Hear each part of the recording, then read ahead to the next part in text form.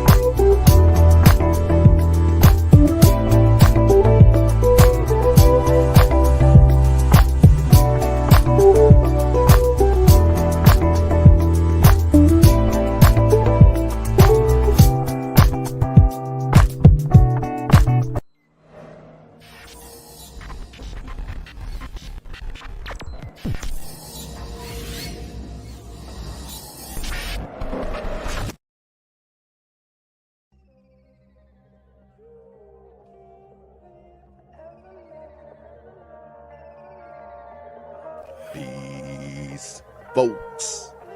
This is X from TPOT Media. Open your mind and wake your black ass up. You know what time it is. Hit that damn like button as you make your way in the door. Grab a seat, settle in, get ready. It's the Grown Man Hour with your host, my man, Bernard Riley.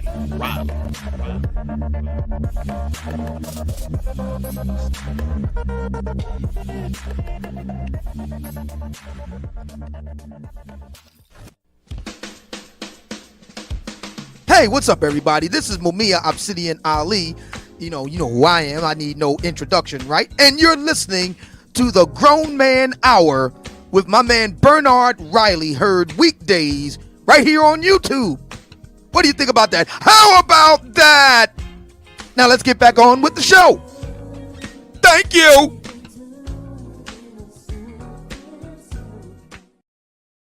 All right. Oh shoot, I'm all messed up. What's going on? What's going on? Let's get ready to go. Let's get it. Like to thank everybody once again for coming into the building.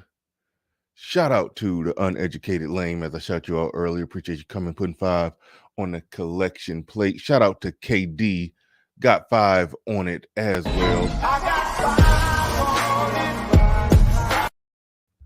Appreciate you brothers dropping something on it before we even get things started. But as I said before, got the hood conservative in the building, about to bring him on up, right now. What's going on? Mic check 1 2. Mic check 1.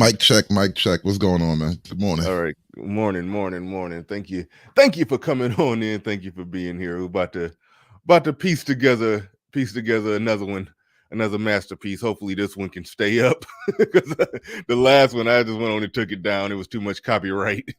Not too much copyright, but I don't know. The goal is to leave this one up. But no, thank you for coming on through. So right off the bat, why do you hate liberals so much? Because I know they hate me. Why do they hate you? It's weird. I almost think they hate me because I'm black. I they swear, you know, I try not to talk like that, but I get that feeling from liberals, man. they love black people, man. They just didn't they just pass some little grant for crack pipes or something? They Yeah, man. That nothing says love like cleaning crack pipes out for your people. Listen, get them niggas some clean pipes. They deserve it. Clean pipes for equity. I'm glad you brought that up because I didn't include that in like the list of subject matter. But how do black people avoid talking about Joe Biden's crack pipe program? you know what? I would have like I didn't truly like I heard okay, I think I heard like Jason Black talking about it, but I thought he was kind of just rambling and trolling a little bit. I didn't know what was going on, but I kind of looked it up and did very minimal research on it, and I was like, oh, this is actually a thing. I couldn't believe it. Like what? But okay, this is what I always try to do because I know I try to be objective. So I want to like, and granted, this is impromptu. We didn't plan on this because I it was like late last night / early this morning when I finally actually looked that up. So if you don't got your thoughts all the way together on it, that's fine. We don't got to spend that much time on it. This part of it is just impromptu. I try to Well, be I've covered it twice. okay, cool, perfect. Okay, if you could still man their argument, like what are they doing? Like I understand with heroin, you want a clean needle. So they like we know y'all doing heroin anyway. We're going to provide clean needles. So is that that's what they're doing with crack? And I thought crack was whack and almost done, but apparently crack is still a thing. Shout out to Whitney Houston with that crack is whack. But I thought I don't even know what's going on. I thought crack was like dying off, but it's like they trying to give it a. It's almost like they trying to give it a resurgence. Where they Well, handing out crack crack pipes, clean crack pipes. So crack is explain what's going on. crack is pretty much here to stay. I mean, all right, so you know how like there's that whole thing about the racist drug laws, cocaine gets you certain crimes, I mean certain time, and then crack gets you that time plus more because it's Mhm. crack. So there was a slight racial breakdown in the crack in the sense that most wealthier people, not quite a racial thing, but cocaine is the drug of choice for wealthier people, whereas crackheroin is just, you know, it's coke for poor people. And so Uh, there's the dichotomy like that. So it's never going to go away, in my opinion. But the thing about it, outside from the trolling possibilities of you actually having a program giving out crack pipes, I think this is an opportunity for Black America to really be honest about the nature of drugs and the drug problem, and are we even helping? Because you mentioned the needles, right? And we all are accustomed to the free needle programs, needle exchanges. You know, you got to save the dope fiends. They might be passing around HIV. Like that yeah, was the reason why they got us to right. accept the needles, right? The reality of it is, though, whether or not you care about saving lives, you are facilitating another person's drug use by giving them clean needles. Now, if you're okay with clean needles, what problem would you have with a clean pipe? That's almost logical. I mean, I could. I'm following the logic. Is just something just not right about it. Yeah. Um, it, okay. Okay. Well, help me out with this one. I understand how with a needle you're injecting, something inside. I understand that you could if you're smoking crack with, I mean, you're doing heroin with somebody that got AIDS, you just gave yourself AIDS. How does smoking crack passing the crack pipe? I guess that's a thing. Like people pass the blunt, they pass the crack pipe. I guess it. How do you? So I mean, I don't see how that's going to give you some type of extra thing other than the problem of being addicted to crack. I believe the disease is hepatitis. I'm not really sure the ins and outs of how this works. I had no idea this was even a thing until I looked into like the safe smoking kit. And yes, the safe smoking kit existed already.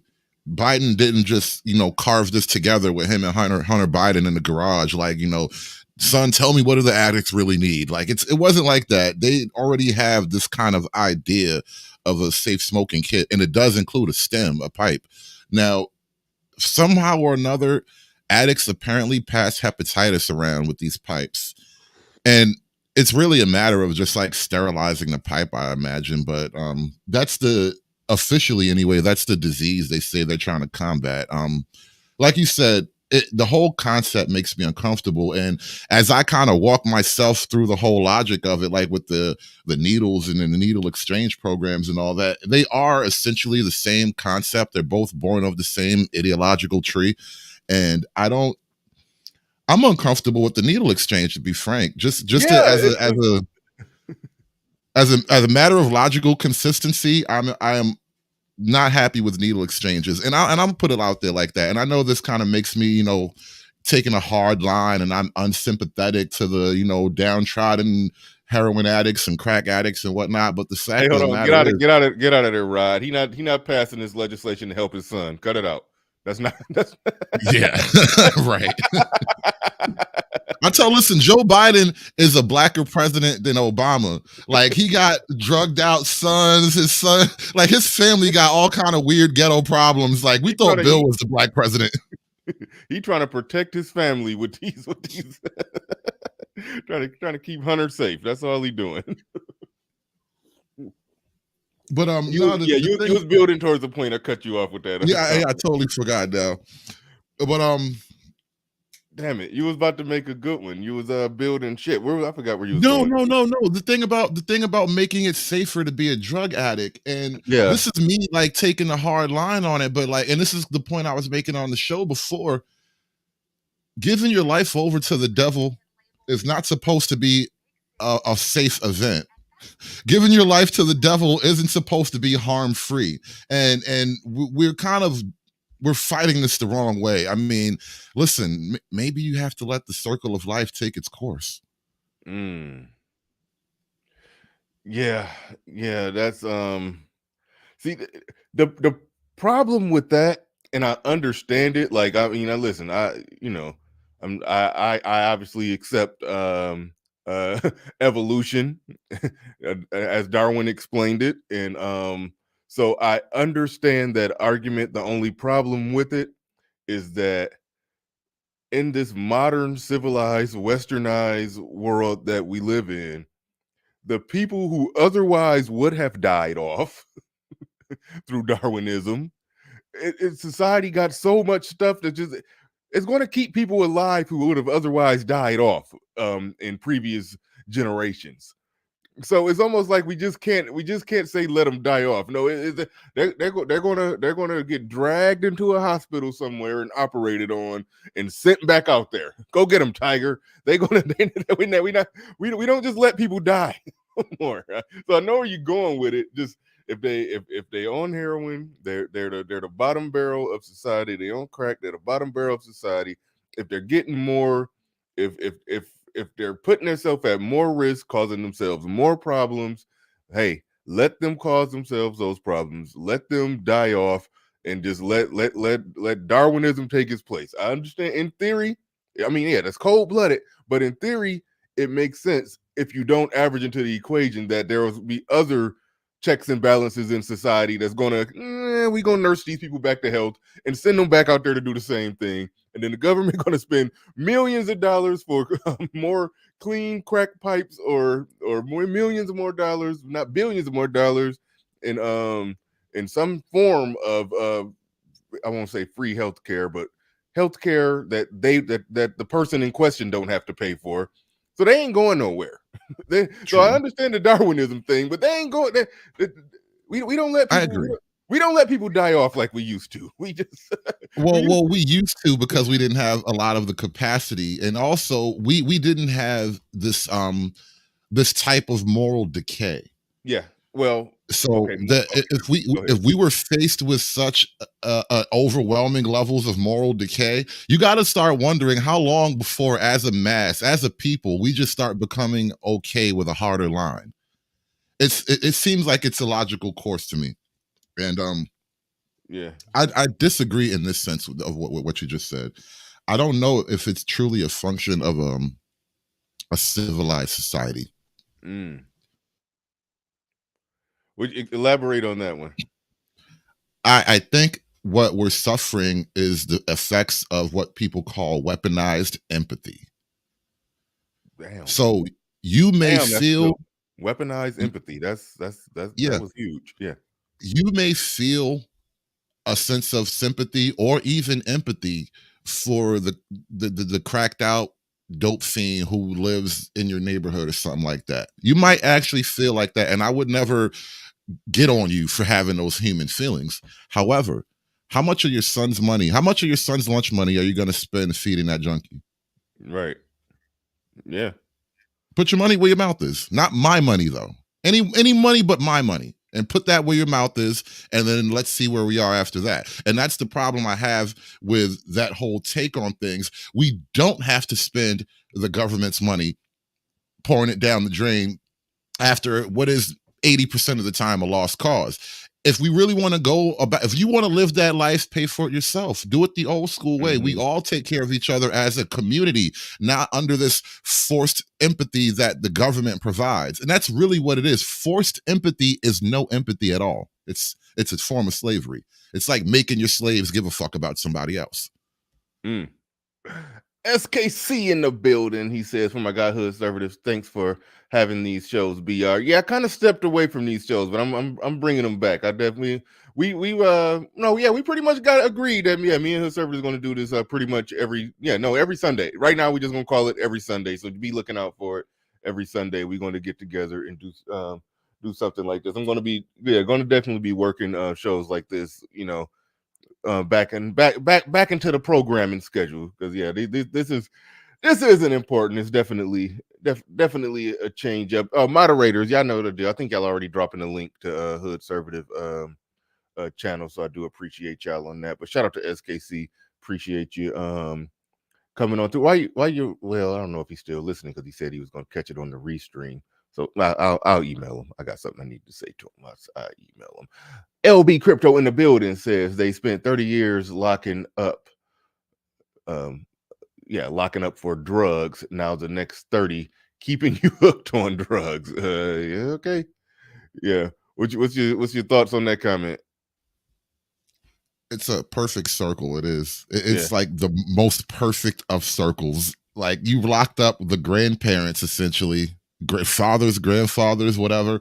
And then now, to help you cope with the trauma of having your fathers or grandfathers and uncles and brothers locked up and removed from your life and your social circle, we're going to clean your crack pipes for you.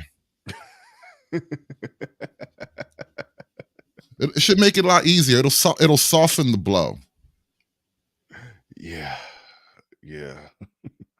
Well, all right. We about to get into it. I got to pull up the first screen share of the day. Actually, no, I'm not going to share the audio. That will save me from will help save me from getting oh wait, no, not that one. Nope, not that one. Not that one. You want to do the movie thing first and get it out the way? Yeah. Oh no. That's the one I'm starting with. I'm doing them right in order. Right in order. Do the tough one first. Yeah. No. I like this one. Yeah. Let's see. Damn. Hold on. All right. So while you're putting that out, yeah. Okay. Go ahead. Well, I just wanted to sort of build it up a little bit because you remember the movie Get Out? Right. For me, that was, and probably the only, because I haven't watched much of his other stuff, but that was the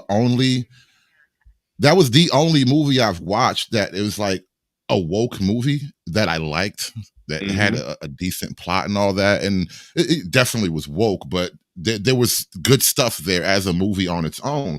Yeah. And they're taking these ideas of Black people's like racial insecurities and trying to almost carve a horror genre out of Black people's racial insecurities. And so now there's like a joke kind of going around with modern politics, how Black people act like we still in slavery, or we just got out of slavery and we still got to fight massa. And now here you go. They have a movie literally about this. So a young girl is in like a plantation or something, and she's, going through the normal plantation horrors. You got to serve massa, lick his toes and let him beat on you and touch you and all that good stuff. And then she escapes one day, and she finally makes, and look, it's inspired by true Inspired by events. true events. Dude, we gotta come back to that. But she finally gets off the slave plantation and she runs out into like fucking I-95 and gets almost hit by a truck. And then she realizes, boom, it's 1970. How do you run off a slave plantation and you wind up in 1970? That is the plot of the movie right there. They won Sundance Awards, the whole nine. Common is actually driving that truck, by the way. That is the boyfriend / love interest, protagonist, the hero. And I guess Common sort of introduces her to the real world. And, you know, there's a real funny clip in this scene. And there's a funny scene in this clip where she's like I don't know, trying to apply for welfare or some kind of government agency. And the lady's like, fill out this form. And she's like, I don't write, ma'am. Like in her little slave talking shit. Like this shit is so hilarious, but like it's so absurd. Like really? There's only one reason why you would make a movie like this. There's only one possibility for a movie like this. And you want Black people to stay forever in the mind of an escaped slave. You want us to always have that mental framework of massa is always just around the next tree. Mm-hmm. Yeah. And so now we have a movie to flesh it out for us. Yeah, it's that finding we're gonna find racism under every rock type of thing. It was a movie. Now I didn't see this. I never even heard of this movie, but it was a movie called Antebellum that had a similar plot with Janelle Monáe was I think the main character in that. Yeah. And I watched that one. And that one they tried to conceal that it wasn't slavery time. It was like little weird stuff happening where like you could watch the movie and then you could figure out that wait a minute, like you'll see something modern in there that was out of place if you really paid attention. But they tried to conceal it. It was like a plot twist at the end, like an M. Night Shyamalan movie. That's how they tried to do that. But like jokes on you, slavery still happening. No. The twist at the end, because you watched the whole movie thinking you were watching the normals. Well, no, I don't know. See, it started out in modern times, and I don't know. I didn't know what they was doing. I didn't know what they was doing or how they was doing it. But they made it seem like it was some time warp. But then you figured out, oh, she just got kidnapped or something. But I don't know. But either way it go, that was more or less the plot in that movie. She got free, and then she figured out I can't make this move anymore for some reason. I don't know what's going on there. Yeah, because I wanted to get to the part of this, and this was the weird part where she was like, I gotta go back.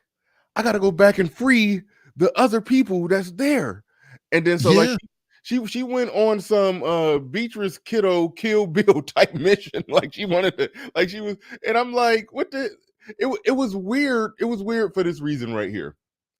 If you're in modern times, okay, they got off the plantation, I mean, she got off that the mock plantation in modern times. Why is she going back on some Rambo type mission to try to free everybody?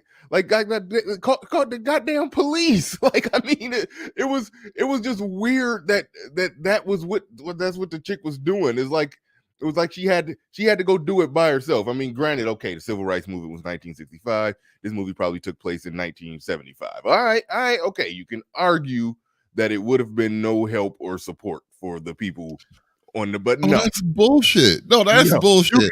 Can you imagine? I'm just saying that the most staunch down. That was back in the 70s. That was, they could try to mount that argument, but at the end of the day, in 1975, if an atrocity like that is happening, where some people didn't set up a slavery land ranch, I'm sorry, you can call the police and they would come down and prosecute the criminals in 1975. I tend to believe that was the case. So that was what I saw in the movie. When I saw the whole full clip of this movie, I was like, what in the hell? It's like, but anyway, go ahead. 1975 was like the peak of militancy. You could not only call the police, you could not call the police. You could get a literal black army. Exactly. They was willing. They listen. 1975 was the era of let's go free some niggas. Like they had the guns, they had the energy, they had a bunch of young men who was just willing to go put their life on the line for the community. Like that was the time to go grab all the homies and go raid the last existing plantation. You know how much Negro credibility you would have gotten for going to rescue the last existing plantation? And you mean to tell me you niggas passed up on that shit? I refuse to believe that's not how it went down. This is not based on any true story. I don't give a fuck what they printed on the screen. This is bull. It's total bull right here. But yo, you know something? You mentioned something to me, and it's way off topic, but you brought it up and it sparked a thought in my head. I was watching Kill Bill recently, and it's like a personal favorite of mine, especially the first part with the crazy 88 and the sword fight at the end and the snow. It's a beautiful movie. And then I realized, yo, Kill Bill gassed the shit out of me, especially when I was a young man. This is totally a single mother empowerment movie. Like the whole narrative and the whole plot of think about Kill Bill. I'm sorry. She gets pregnant. Her and her boyfriend both ain't shit. They both hitmen. And she works for him technically. So it's not like either one of y'all are walking in the light here. The minute you get pregnant, you on a job. You actually on a job to go kill a bitch, mind you. And you find out you pregnant, all of a sudden, damn, me and my baby are better than this nigga. And now you can't have my baby. And then he's like, wait, did this bitch just do all of this to hide my baby? Oh, he killed her, took his baby, raised the baby as a single father, but she's not dead. She wants her baby back. The whole movie is literally a single mother empowerment film. I was watching it recently like, holy shit, I can't believe they gassed me like this. Oh my goodness. Hey, that's I know. No, it's legit funny. Because again, there's some movies, once you get some red pill or manosphere philosophy or whatever in your head, you go back and watch some movies, you see it differently. Like I was watching, I just recently rewatched one of my favorite shows, Dexter. And if you remember Dexter, I don't know if that was it was partially like season 1 and 2. Dexter's girlfriend, she had a boyfriend who was an ex-con. He had just got out of jail. Like during the show, he had just got out, so he coming to see his kids and everything. Now, granted, he did used to beat her, and he was bad to her. He abused her. She said he used to grape her. I mean, I think they was married, but either let's go with it. Go with it. Okay. He was very abusive. That much was made very clear. He was very abusive in the worst way. Nowhere in the whole dialogue, and I watched carefully, did they say anything to say that he did anything abusive to the kids or wrong to the kids. He was very loving to his kids, and yeah, he was trying to hide the fact that he was a drug addicted abuser. But but at the end of the day, he loved his kids. But the movie just made it perfectly okay that this woman who was a protagonist, he was an antagonist, that she was keeping him from the kids. The only thing he ever did wrong to the kids in the whole show is that they retold a story how the oldest kid, the daughter, one time witnessed some of the abuse. That was it. She witnessed him push her head against a wall or something like that, which is horrible, which is absolutely horrible. But that was the only thing he ever did wrong to the kid. To one of the kids, the youngest one, his son, never saw any of it. His dad was his hero.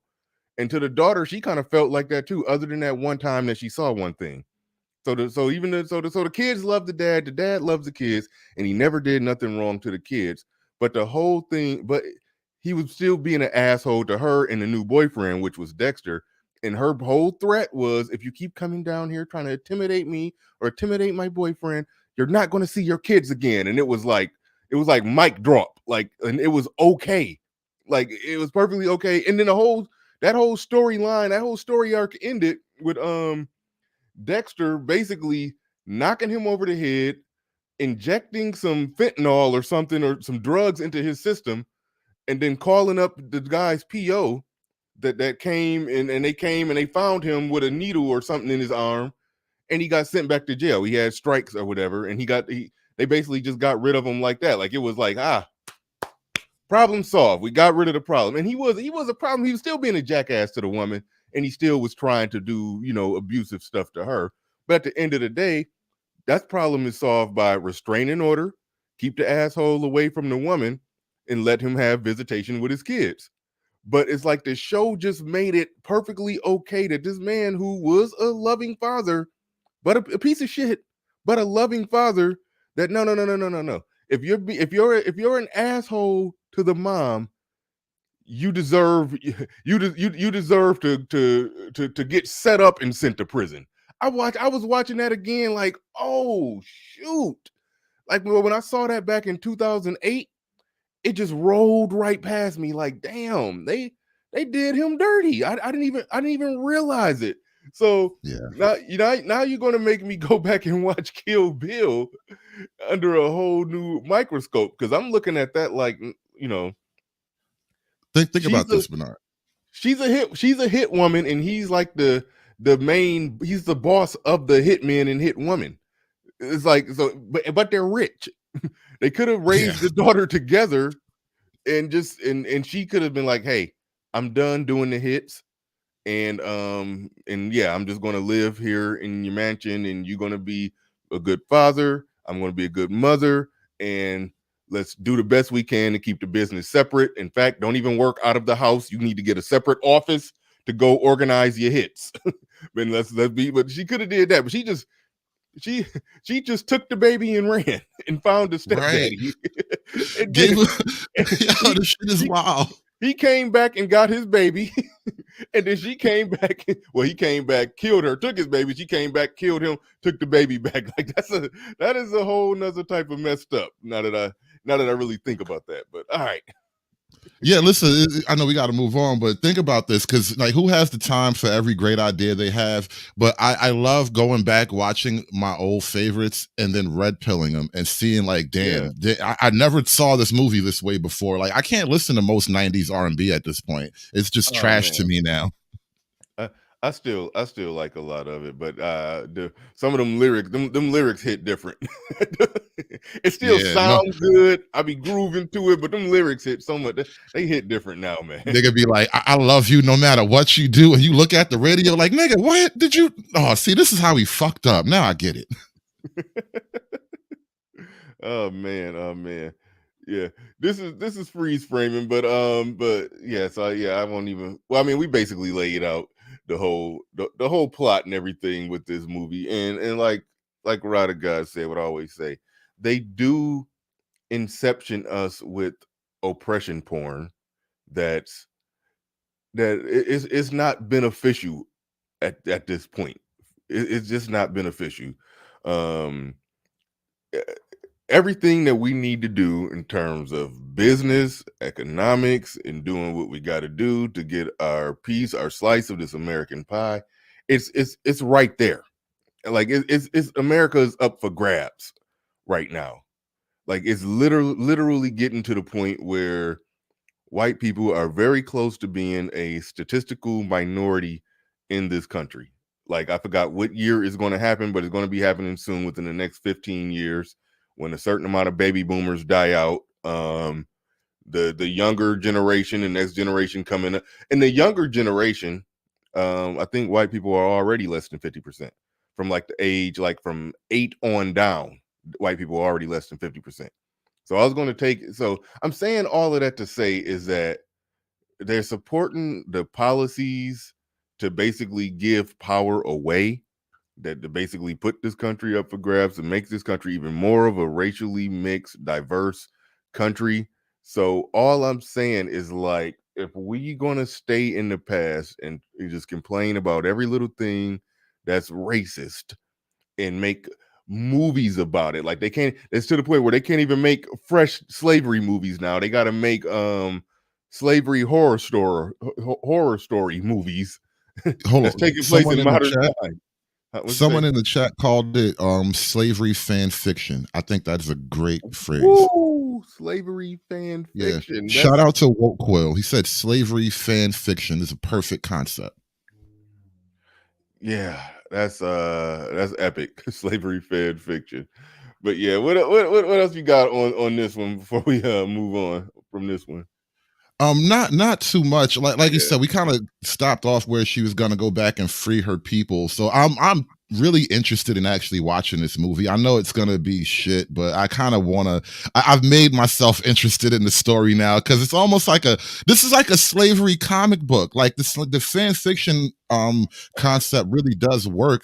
You're turning slavery into like a graphic novel where now you're getting not only the black oppression angle, but now the lone black female heroine. Like you're building up that strong black woman archetype. So if a kid from like whatever like generation, whatever children are, whatever you name this generation, let's say this is their first taste of slavery movie, right? Because like imagine when you were a kid and the first time you saw like Roots or something like that. Mm-hmm. This is going to be some kid's Roots, and now in your mind the end of slavery is going to have a lone black woman.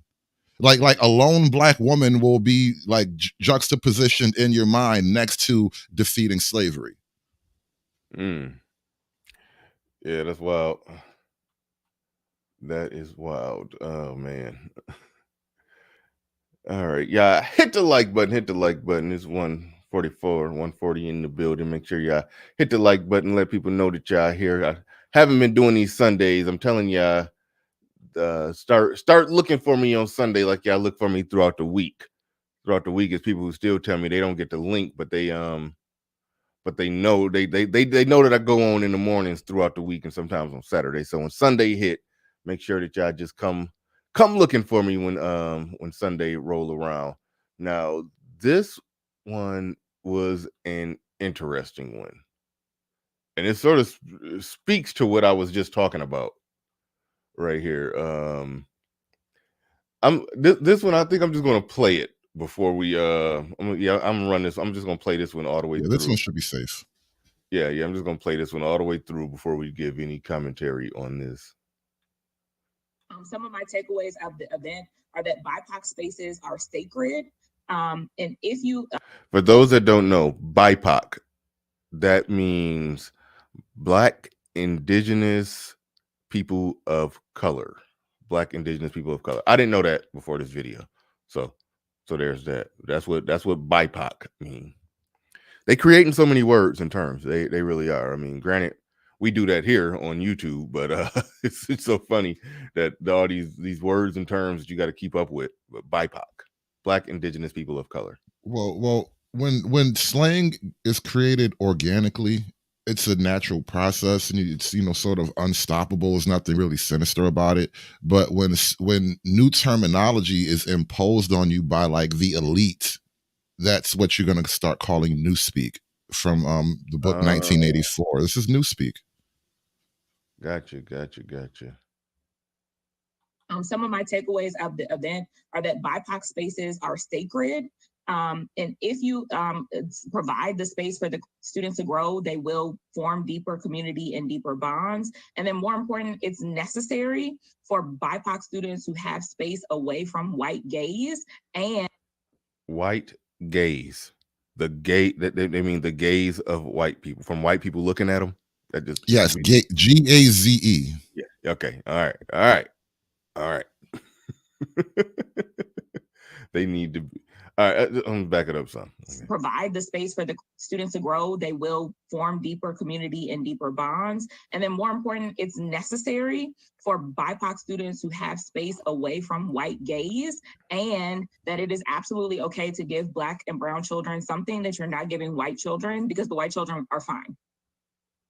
They are. Some of my takeaways of... All right.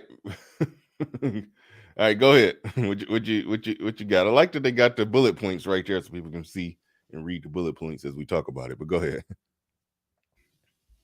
Oh, we're bringing segregation back.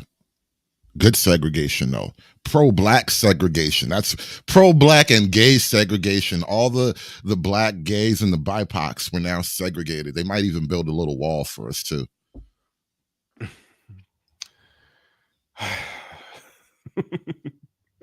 Okay, no, I wasn't even thinking about it from the segregation angle. I honestly wasn't, but that's interesting. That's interesting. So, what do you? I guess I guess it has come to that to some degree. I shouldn't even say to some degree. I should say full blown. That I didn't even think about what they're talking about is actual segregation. Like, so we fought for integration, but I mean, you would say that what she's arguing for is full blown, basically resegregation. That's true. No. What she is arguing for is exactly what you see on the screen. What she is eventually pushing for, without maybe understanding herself, is white water fountains. What's the difference between a class for white people and a water fountain for white people? A lunch counter for white people, for that matter. Well, the BIPOC people, the Black Indigenous people of color, they have special needs. Damn it, that's the wrong word. Special Wait. needs. No. That's the right word. That is the right word. You don't get embarrassed because you told the truth. Don't feel embarrassed because you told the truth. That's just your melanin reacting to the environment around you. No. That was a true statement. We are a special needs bunch, and we need to be treated like a bunch of special needs people. All right, accept it, walk in it, and stand in it. That I accidentally exposed what's the biggest problem with all of this is that I don't like how, I mean, listen, I have a spirit of what of competition, compete and do better, but when I said that, well, I was, being devil's advocate, people, Black Indigenous people of color are, we have special needs that need to be met in a specific way, but special needs that I didn't mean it that way, but special. I'm just walking down the path. Okay, I'm devil's advocate in this thing. There are special needs that need to be met or need to be addressed, and so separate classrooms can address those needs. And if white people are there, that will have an adverse effect on those special needs being addressed. Maybe we should wear helmets too.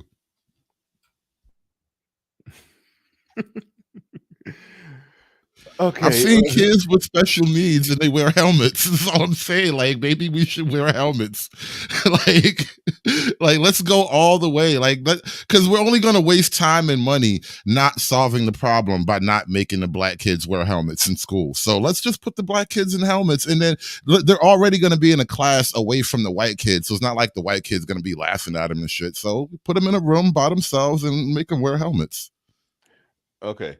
Resources needed, paper goods, decorations, food if needed, indicators of success. I don't even know what does she mean right here. Joy, singing, dancing, full bellies, and request to have it every month. What are they even talking about there? Do you even know like what's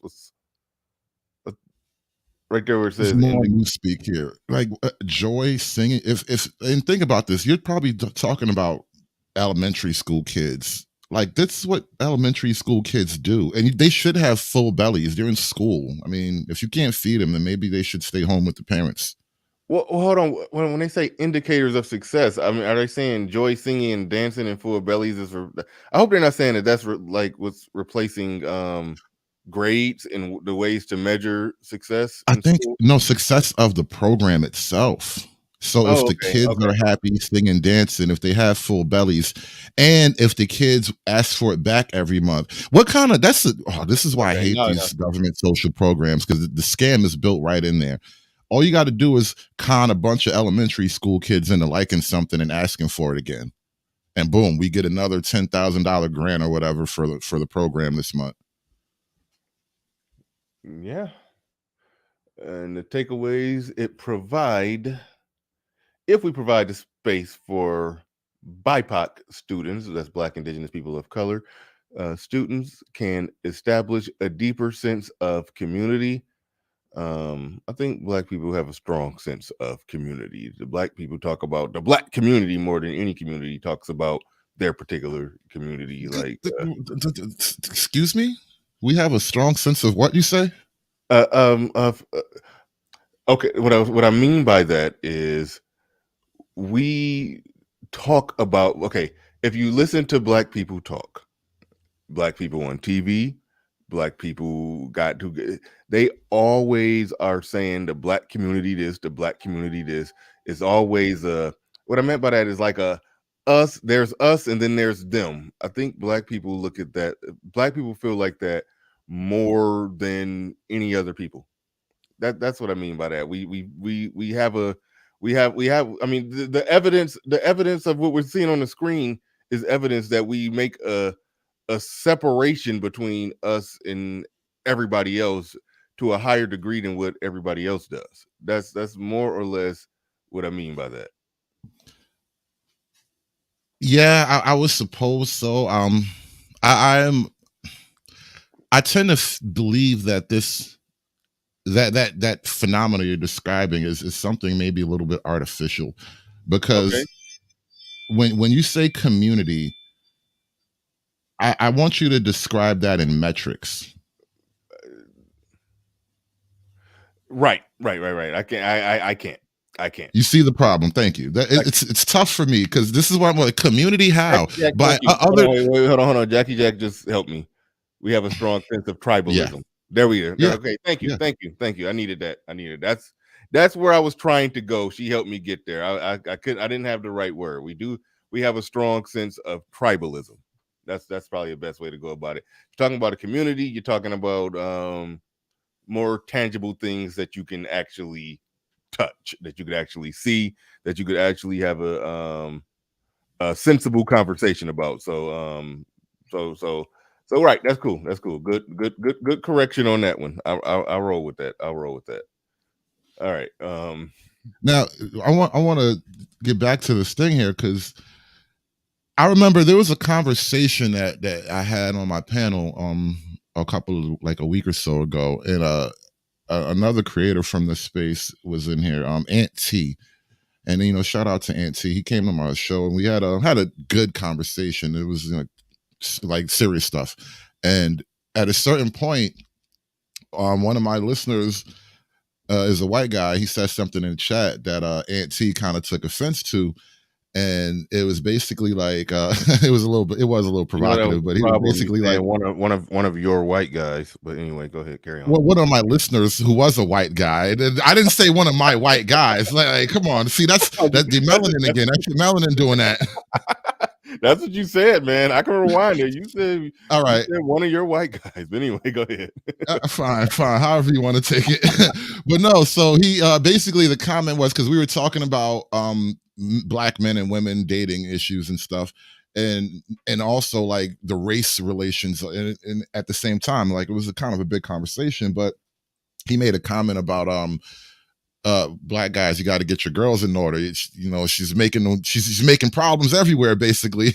And so he took offense to that on the lines of, Aunt T took offense to that on the line of I don't need a white man telling me how to run my Black woman, essentially. And so that was the whole crux of that disagreement, where like I'm Black, we don't need to talk to white people about how to manage our shit.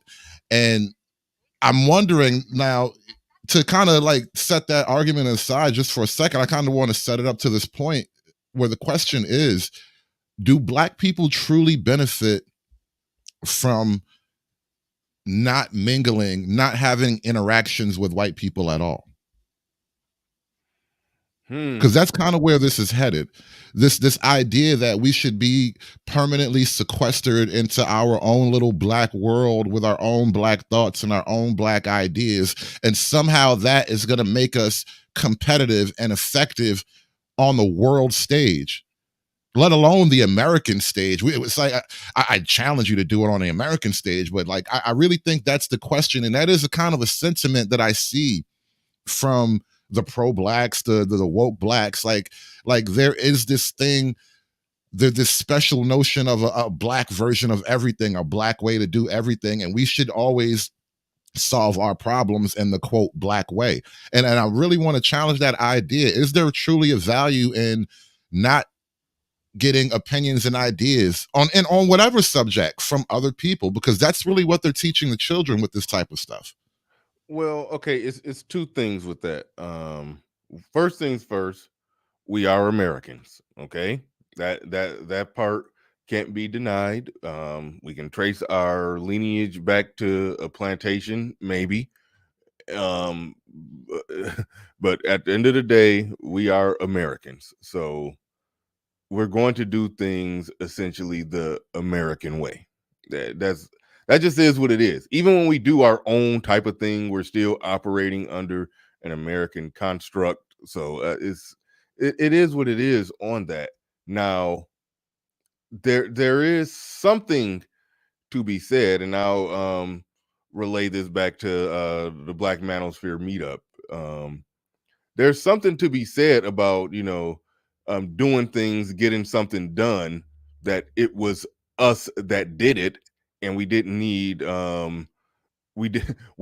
any help or funding from from anybody white to get it done. So let's look at it like this: if it's a school for black boys, and I'm sure you, well, let's just go with it.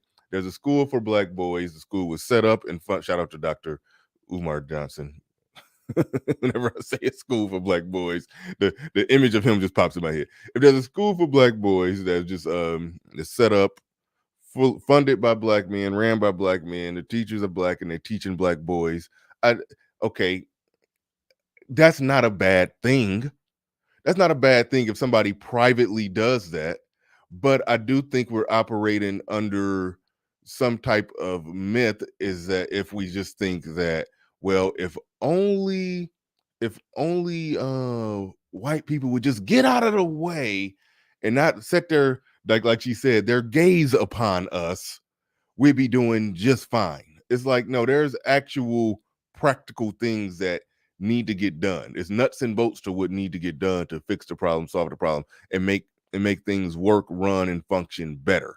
So it's not just a simple, it's not just that simple cut and dry type of deal where, okay, it's we're statistically doing bad because of all this influence and input from white people.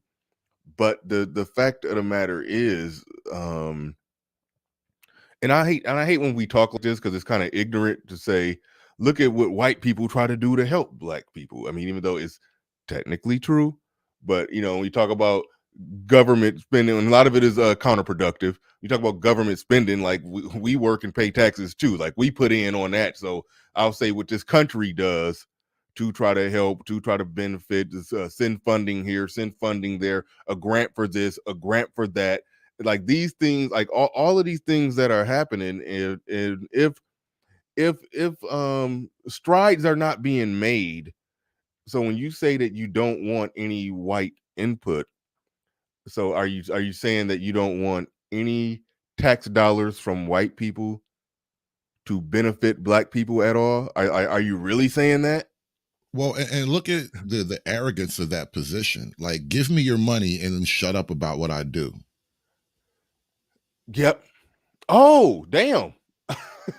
I didn't even think about that. But again, I have a view where I don't view the country as a big giant white man. I don't think you do either. But by their view, they view the country as some big giant overarching evil white boogeyman behind the scenes. So they are saying, Mr. Boogeyman, give me that money and then go away.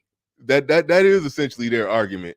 Give me that money, and we're going to do this over here separate from you. We don't need you. We don't need your help. Just give me your money, and then and then we'll be great, and we'll be fine, and we'll be able to do better than what we were doing when we was getting your money, and you had some involvement in it. So I Yeah. it turns There's into, another. go ahead. I'm sorry. ahead. There's another angle that I kind of take issue with too here. So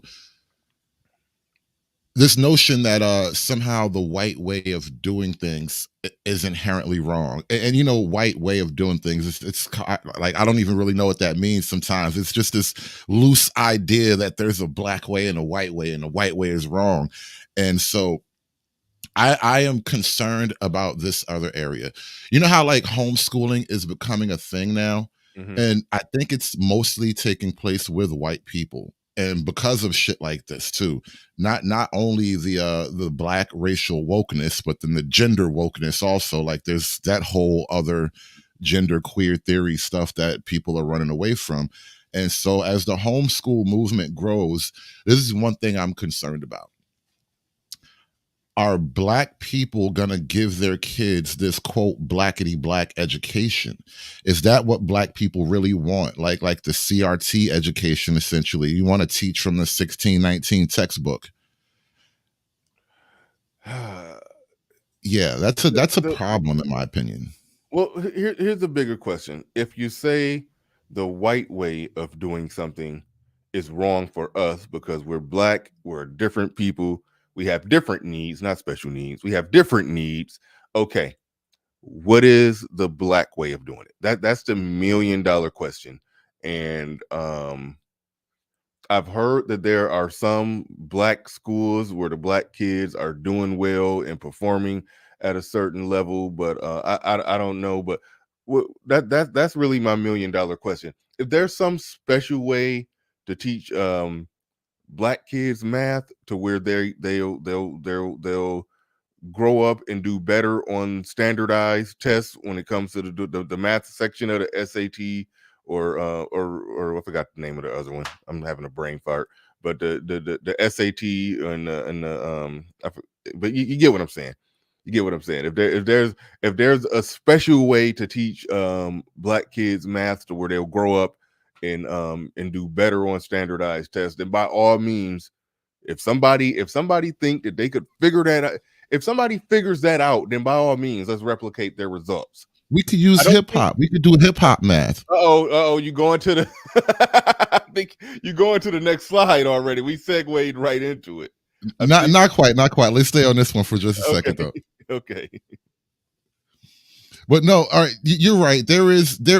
I mean, not saying you're right, but you're right accidentally. I don't think you even know there is a concept called ethnomathematics. Like I did a whole show on it, and it was a little over the top and racially insensitive. But like, yeah, they basically got black people counting rocks and berries as a form of mathematics in some cases. Like they're using like the most basic tribal form of mathematics that you can possibly find, and saying, look, black people have mathematician skills in their black genetic code or some goofy shit like that. Or the worst one is they'll take the patterns of like cornrows and then like try to say that black women are somehow practicing some kind of spatial geometric mathematical figure shaping. Like, yo, the way they try to stretch the mind to create a concept called like ethnomathematics is this whole thing. Like I said, you know, I spend time in these rabbit holes. It's bizarre. It really is bizarre. They do have a black way of teaching math, and I would rather learn the white man's math. You got to word him that bad, don't you? But no. Yes. Do you? Here's the thing. Okay, this ethnomathematics, does it help a black senior in high school get a better score on a calculus test or whatever? Yeah, I did calculus in high school. Does it help? Does it help them score higher on the math section of the SAT? That's my those are my questions. No. I'm without being offensive, no. Just no. Just no, bro. I promise you don't want to go down this rabbit hole. It's gonna make you feel bad about black people. Like, bro, this shit is so crazy. Well, and I just want to make it clear too. I'm not just beating up on my people. Got to put my fist in the air. I'm not just beating up on my people. What I'm saying is the problems are not. It's not racism. The racism. There's racist people. Don't get it. I'm not trying to have that war in the chat room. There are racist people. Yes. But a lot of these problems that we're talking about, it's not about like what the chick in the video was saying, separating black kids from the white gaze and some feeling of inferiority they get when a white person is sitting next to them in school and all of that. A lot of it comes down to parenting. That's where I'm at with it. A lot of it comes down to certain practices, and I even had to look in the mirror on this one when somebody showed the study that showed the average black kid does 30 minutes of homework. The average, I think, Hispanic Latino kid, I don't know what it was, 45 minutes of homework per day. The average white kid, like an hour of homework per day. The average Asian kid, like 2 hours of schoolwork. I mean, homework per day. That's where the difference is. I had to look in the mirror on that because it was even, some times where, my son, they say, I'm like, you got homework? And they sit down and they go ahead and just bang it out in 20 minutes real fast and then go on about their day. I was like, nah, I got it. That's what I realized. Well, I got to do more. Yeah. This kind of brings me to the last point I wanted to make before we got off this subject. So that whole dispute I was talking about on my show with Aunt T and the white guy, Angry Snowman, and it didn't get like crazy or nothing. They both came on the panel and they spoke. It was cool. The thing was though, like this issue of the black woman and the white man having something to say about her. So after that show, I did another show. You know how we were talking before in the back chat about like I do this kind of material, wokeness and stuff. And I actually did start talking about black women in my own kind of way, though, not so much, straight up red pill stuff. But I did a show recently about a black woman trying to date a white guy, and it kind of broke her in a way. And so the title of the show, it was a little bit of a troll, but I was asking the question, in all honesty, are black women strong enough to date white men? That was a hell of a thought. Yeah. Think about it for a second. And this was the whole theme of the show I did. And this is a phenomena that you can actually see. Now that I pointed out to you, I promise you'll start thinking about it and you'll see little things that make you question it. There are countless black women over the last several generations now, like 2 generations at least, leaving the community, going off to what they call PWIs, predominantly white institutions. And what you're hearing from the girls, and you even hear some of the men in the manosphere describe this from the male side of things, where a lot of men just aren't choosing black women. So if we're having this conversation in Black America among black people about black men not choosing black women, what you'll find is that the black women are going off to college, and a good chunk of them, a significant percentage, maybe even a significant majority of the black women are having significant, like emotionally traumatizing problems actually dating outside of blackness. And then there's the typical shit, like they don't want to date the nerdy black guys and they can't get, the black guys that are there or whatever that are cool or something like that. And so you kind of have to spread your circle. And when they start dating outside of blackness, it's like it's crushing to their egos as women. And I laid out a theory on that show. And this is kind of what the whole disagreement between the black guy and the white guy essentially was about. This idea that, get your women. You know how we talk about liberal white women essentially pushing a lot of this liberal bullshit? Well, we have a problem with liberal black women too. And I'm posing a hypothesis that some of the motivation for this racial grievance culture that a lot of black women are engaging in, like when I pull up clips like this, you're going to see a ton of black women in the education field pushing these little racial segregationist and racial grievance ideas. And I'm arguing that a lot of black women have a almost visceral hatred for white men particularly, and a lot of it has to do with a basic dating breakdown. Like the fact of being away from black culture out into the white world, is finding out that, you know, most white people don't really give a fuck about you. Most white men don't really want to date you like that. They'll sleep with you maybe, and then they'll dump you.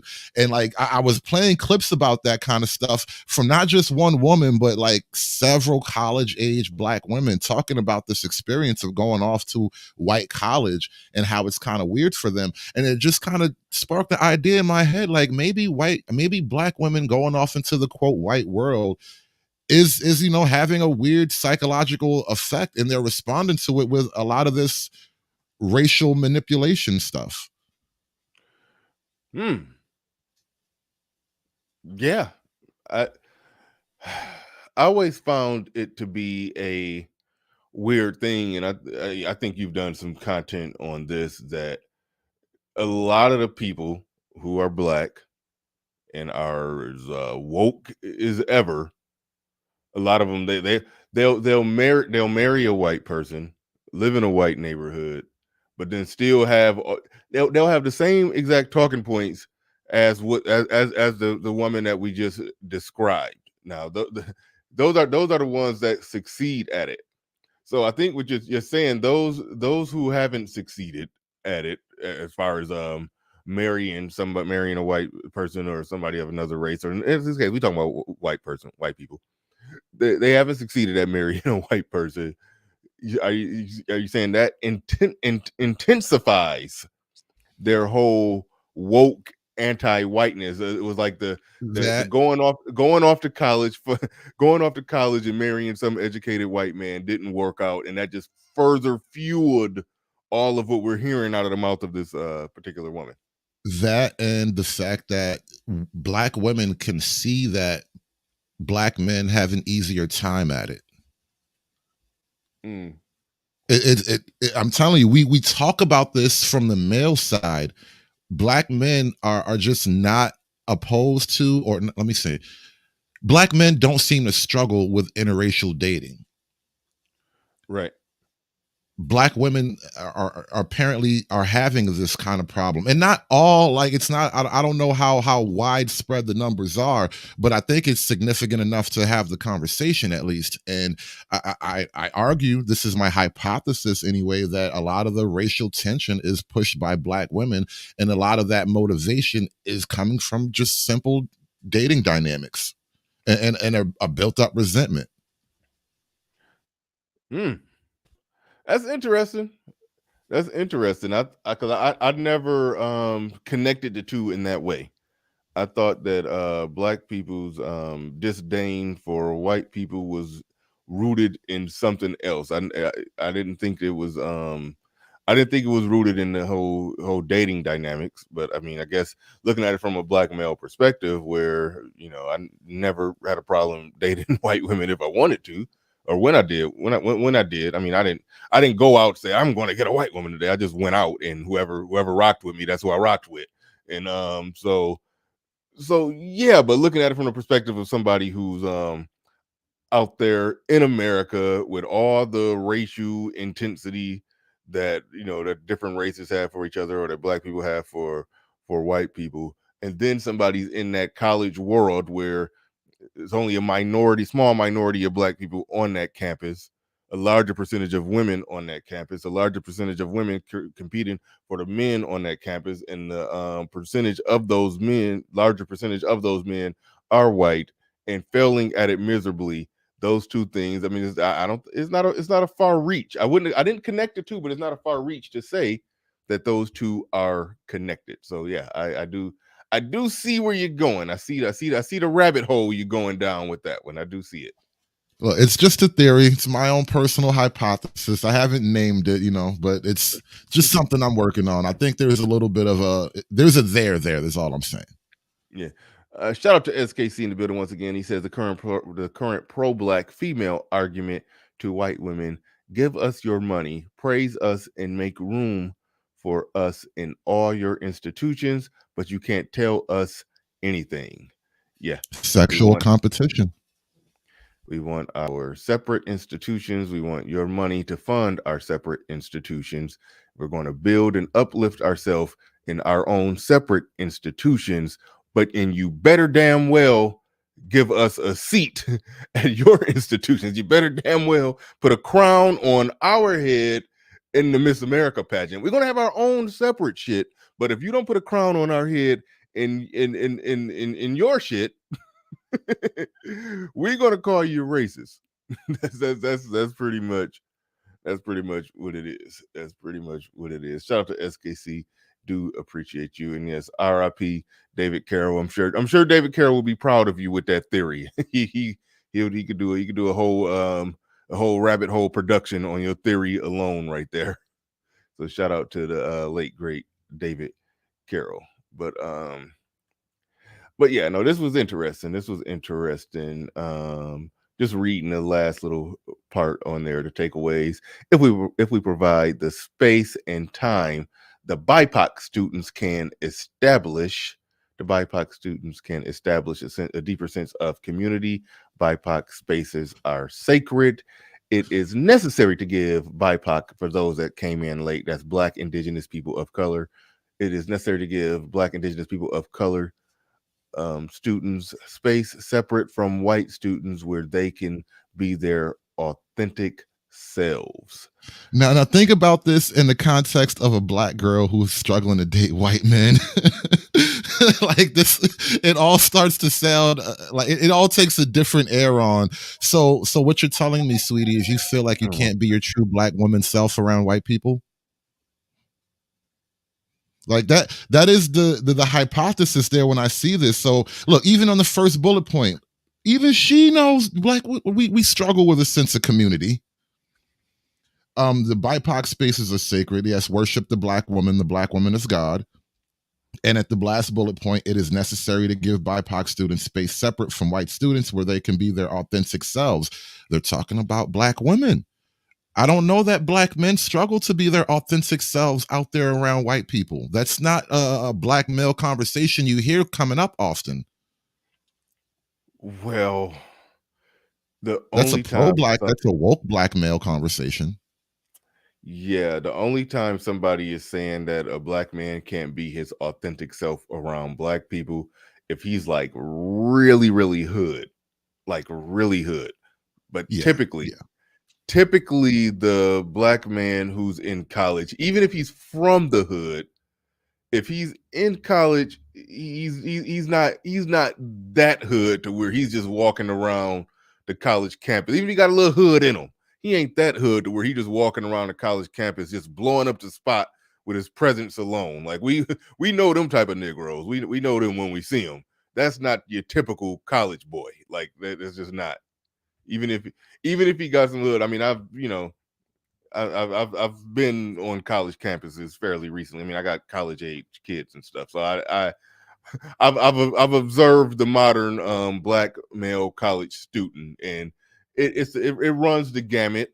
It runs the gamut of ones that just seem like fairly square, and then those who were one of the cool kids, and then the one who kind of hood. He looked like that walking stereotype of I'm the first one in my family to go to college. He looked like that walking stereotype. You see some of them out there, but it ain't. They ain't none of them. None of them are in a space where they can't be who they are just because they're on a college campus. So yeah, that's what they're explaining right there. I think you are right. That's not a Black male issue. And obviously there's going to be a variety of experiences on this sort of thing. I don't think I'm right in every single case, but generally speaking, I that is my personal experience anyway, that I don't have a problem being me around white people. Like it feels like a weird pro-Black mindset in and of itself.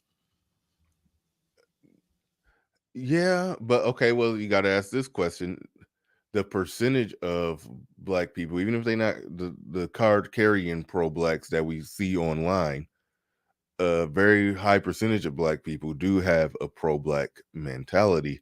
So it's probably it's probably more Black people than more Black men that we give credit for that do identify with what's being said right here, and that's part of the problem because we do look at things differently in this space where we're talking to men, and we're like, no, you're a man. You don't plead for some acceptance. You carve out your own space. You carve out your own, you mark your own territory. Is and you do it, and you do it for yourself. You're not asking and pleading for it. So I mean, I guess we have a different mentality, but we normally it's quite a few that identify women, but that's part of the problem. Are they black men just following liberal ideas because black women follow liberal ideas, or are they just basically just men being led by women? That is my whole take on the deals. Essentially, the black community, politically speaking, is a feminist liberal movement. So to be in that, you kind of have to align with it in one way or another. And a shout out to Amadi Media in the chat. He says, "Dude is an amateur black." Yeah, I will never make the pros, bro. I'd never, ever. you in the G League forever. You're gonna retire in the G League. But Never gonna make the pro black league. E Capone in the building. He says, "What's up, BR in the hood?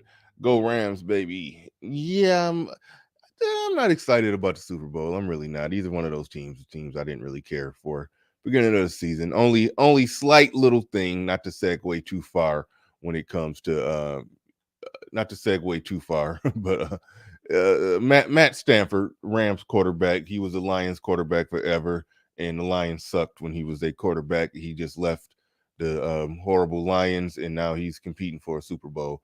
And that's just it's kind of a kick in the nuts, bittersweet for some Lions fans. And that's about it. That's about it. That's the only thing I got to say on the Super Bowl. Wait, hold on, wait. Oh shoot, hold on. I almost shared something. So let me get rid of that. All right, which one you want next? Do you want the hip hop mathematics or the L Gibbets? You there? Are you there? I can't. There you go. Sorry, I had to step away for a second. Okay, I was saying, what you want next? The hip hop mathematics or the L Gibbets? You know what? Let's stay with the hip hop mathematics, because there's like it's in sequence. Let's just do the hip hop mathematics thing, because we're talking about education and school and everything, and keeping up with the concept of away from the white gaze, the white people watching. Essentially, this is what black people are going to do when white people aren't looking. And I have another clip I got to share screen on my end to share with you. It's from like a news station though, but it's totally in keeping with these two stories. All right. Now this BNC, I'm not even going. They be having Mark Lamont Hill on there, and bro, hold on. You want me to tell me, as amateur black as I am, and I watch the BNC, you don't watch the black news channel, bro? Come on. You got to support the black news channel. They black.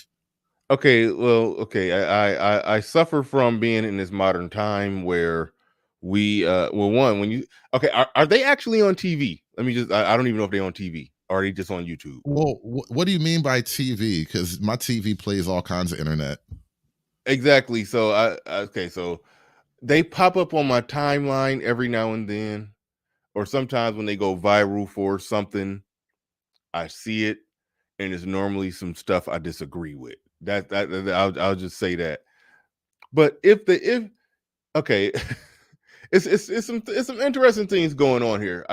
I do like that people like them, Roland Martin, they are producing professional looking TV quality news shows, all black, blackety black, we black, yeah, funded by blacks, made by blacks, produced by blacks.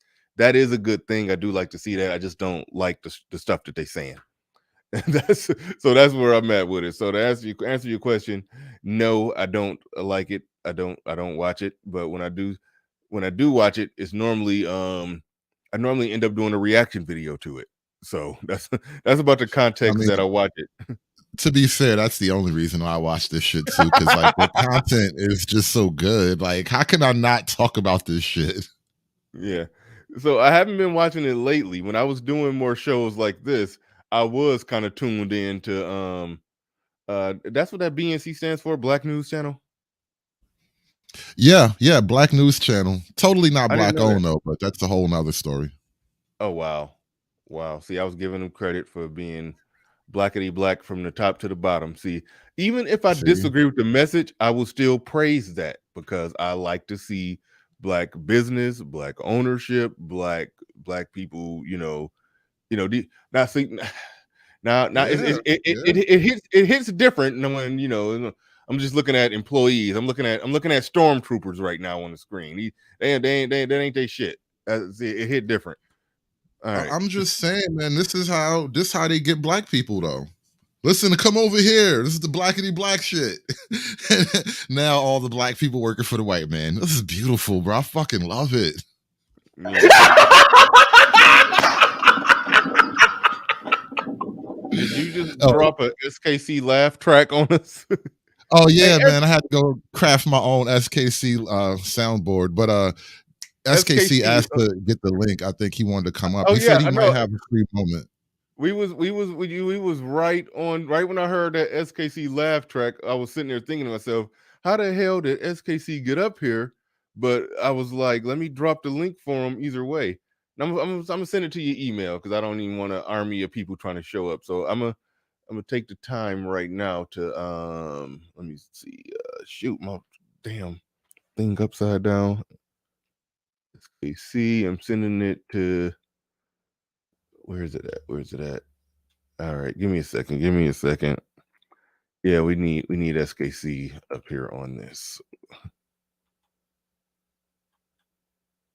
All right, there you go. I sent SKC the link. Come on with it. I sent it to your email. All right. But yeah, the Shout out, hold on real quick. Shout out to Dapper Gents. Do appreciate you coming through with the $10 super chat. Greatly appreciate you. All right. So go ahead. I guess you can go ahead and set this up. Yeah, I was just gonna say the question at hand is, when black people do separate from the white students, what exactly are we going to teach them? Because I have a hard time truly thinking the purpose of separating the black kids from the white kids is so you can teach them proper mathematics and linguistic skills and logic and reasoning and all that stuff. And you pulled the comment right up on time. Rap mathematics. Can I say this one? Shout out to Dig Thug with the $2 super chat. Yeah. He says, rap mathematics. Yeah, we're doomed. Now, I don't know. I mean, he looks like a smart guy, the guy with the beard and the glasses. He's the guy doing this whole rap hip hop ed thing is what it's called. And maybe he's good enough. Maybe he is smart enough to weave hip hop into the STEAM program, and we can call it like STEAM or STEAM or something, but he's got to put hip hop into the STEAM program. So if he can do it, maybe we should listen. So let's see what he has to say, because I haven't watched the entirety of this clip either. All right, cool. And shout out to Dig Thug. Appreciate that. Appreciate the super chat. All right, let's roll. Confusing to you when you realize how much we actually use STEM, especially the technology part of STEM. Black folks are always the consumers of all the new technology, and you don't see them being the producers of that technology. And what's fascinating to me is that Black folks have always expressed the innovation, the creativity. Can you stop for a second? He's a rapper. Right off the bat, he got rapper nigga energy. Why you say he a rapper? Just because the way he that's Upper East Coast. That's damn near Brooklyn. I don't know for a fact he's from New York, but I get this hood nigga then got him an education, and he just got rap nigga energy. And shout out to the fucking comedy glasses, bro. Listen, we've been talking about this on my channel, man. The fucking comedy glasses, like there's a certain kind of look that these people have, and the women tend to have short buzz cuts and commie extra glasses. And then now you see the guy, he can't just have some dark frames. He's got to have some frames that make you look at his eyes and wonder about his glasses and shit.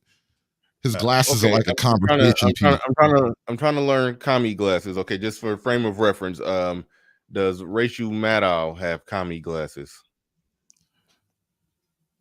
On her show, not typically. She just usually wears some simple short black frames on her show, honestly.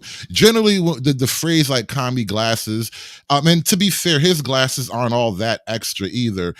The thing is, like, it's a thing when you see certain individuals on TV, there's a certain look behind a lot of them. They'll have like the bookshelf with a lot of the pro-black books, or even like some Karl Marx or something. Forgive the background noise a little bit, but they'll have some Karl Marx books and stuff like that, and then they'll have like the bookshelf I said, and then a personal look. It'll be like a guy with like crazy wild hair, and if they wear glasses, it'll have like some kind of big colorful frames, and this is why we kind of just, it started to be a look that we noticed, is the commie aesthetic, the modern communist aesthetic, the wild crazy hair, the big extra glasses, and the bookshelf with all the appropriate literature in the back. All But right. not, yeah, this guy, the hip hop, he's totally a rapper though. I bet you he got a mixtape out. Yeah.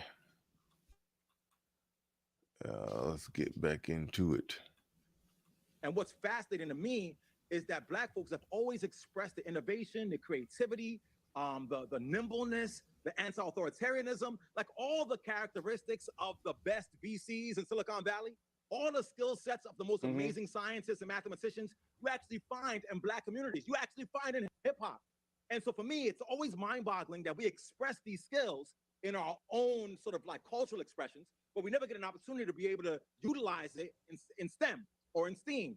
And when we say STEAM, we say it for a reason, because Stop right there. Yeah. I was just about to say, once you say STEAM, you've already lost the battle.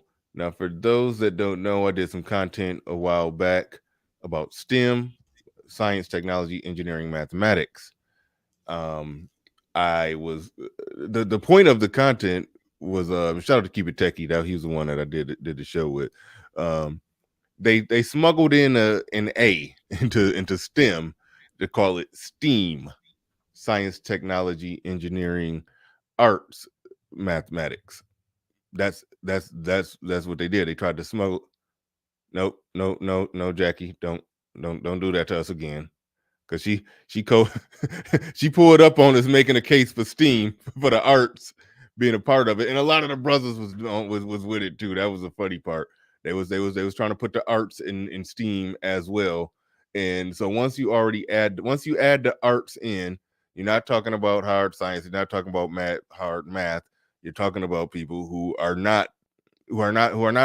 essentially not doing the work, who are essentially not doing the hard technical work to actually produce all of the stuff that he's saying need to be produced. So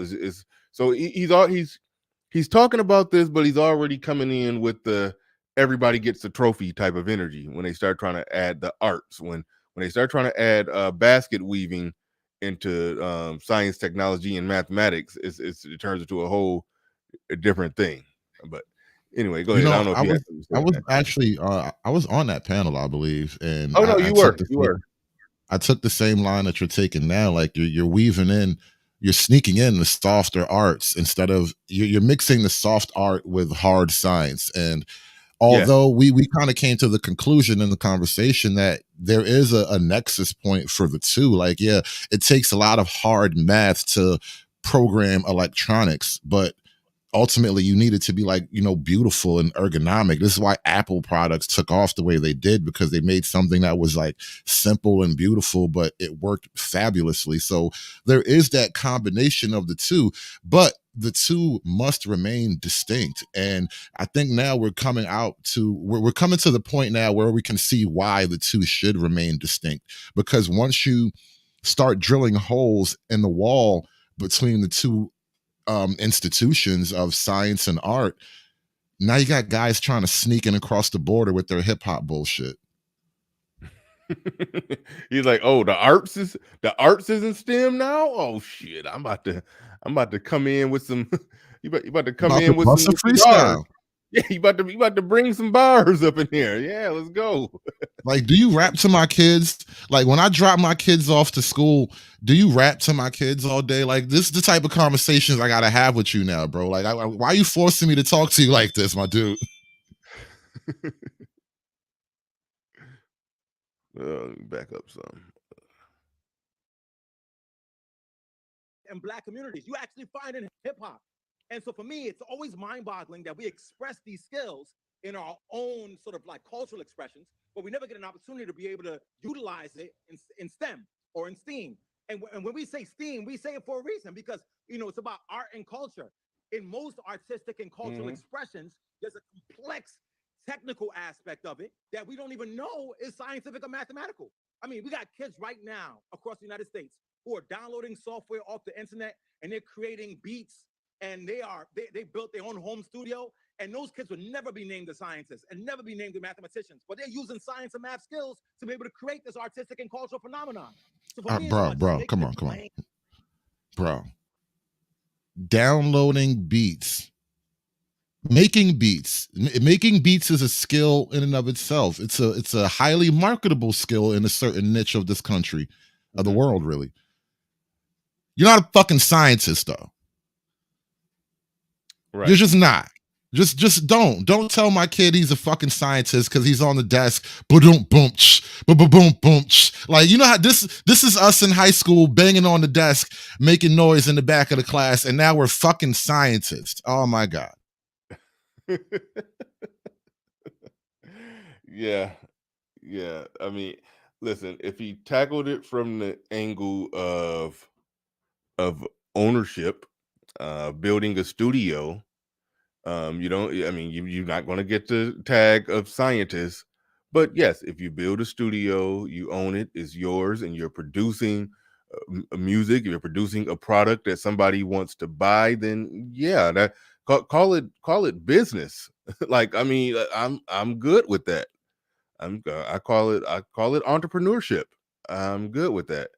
Yeah, trying to call it yeah, you can't trying to give them the label of scientists and get making beats become a part of STEM, just like basket weaving or clothing design with Jackie Jack does. She's a fashion. She does some, I think, some fashion designing, and she said she has to do some math to make the, you know, the seams and the threads and the patterns line up just right. You know, a little high school geometry, basically. You know, that's what we unearthed on the show, that she does have to do some high school geometry to design a dress. Yeah, that's not science, technology, engineering, mathematics. So would it be fair? Yeah. Would it be fair for Jackie to bill herself as the mathematician or the mathematical dressmaker? No. Right. No. That's what we're stretching it to. So like, and shout out to Amadi Media. I got to pick on you in the chat for a second here. When he's saying, he's got several comments. Timing is 100% mathematics. The structure of bars is math. Vibration is music.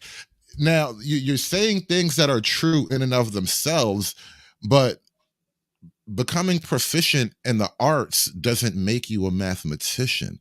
And this is a simple fact. And it's like we can't allow ourselves to soften our sense of logic just to, like, I don't know, soothe the egos of artists. Like, artists have big egos. It'll never be enough. Yeah.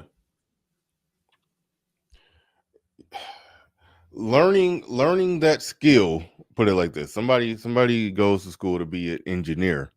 For obvious reasons, we understand why they can, in many cases, go and get a job making, you know, six figures, or at least working their way up to six figures.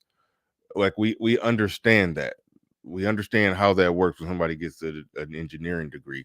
Somebody getting a keyboard and keep my brother make beats. Yeah. So I mean, I get it. It's a skill. It was a skill. It was actually a natural gift of his. Like, he was good at it. He never took no piano lessons from some random reason.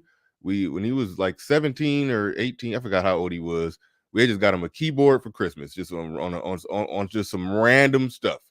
Just got him a keyboard. He started making beats. Eventually, he upgraded his equipment to right now.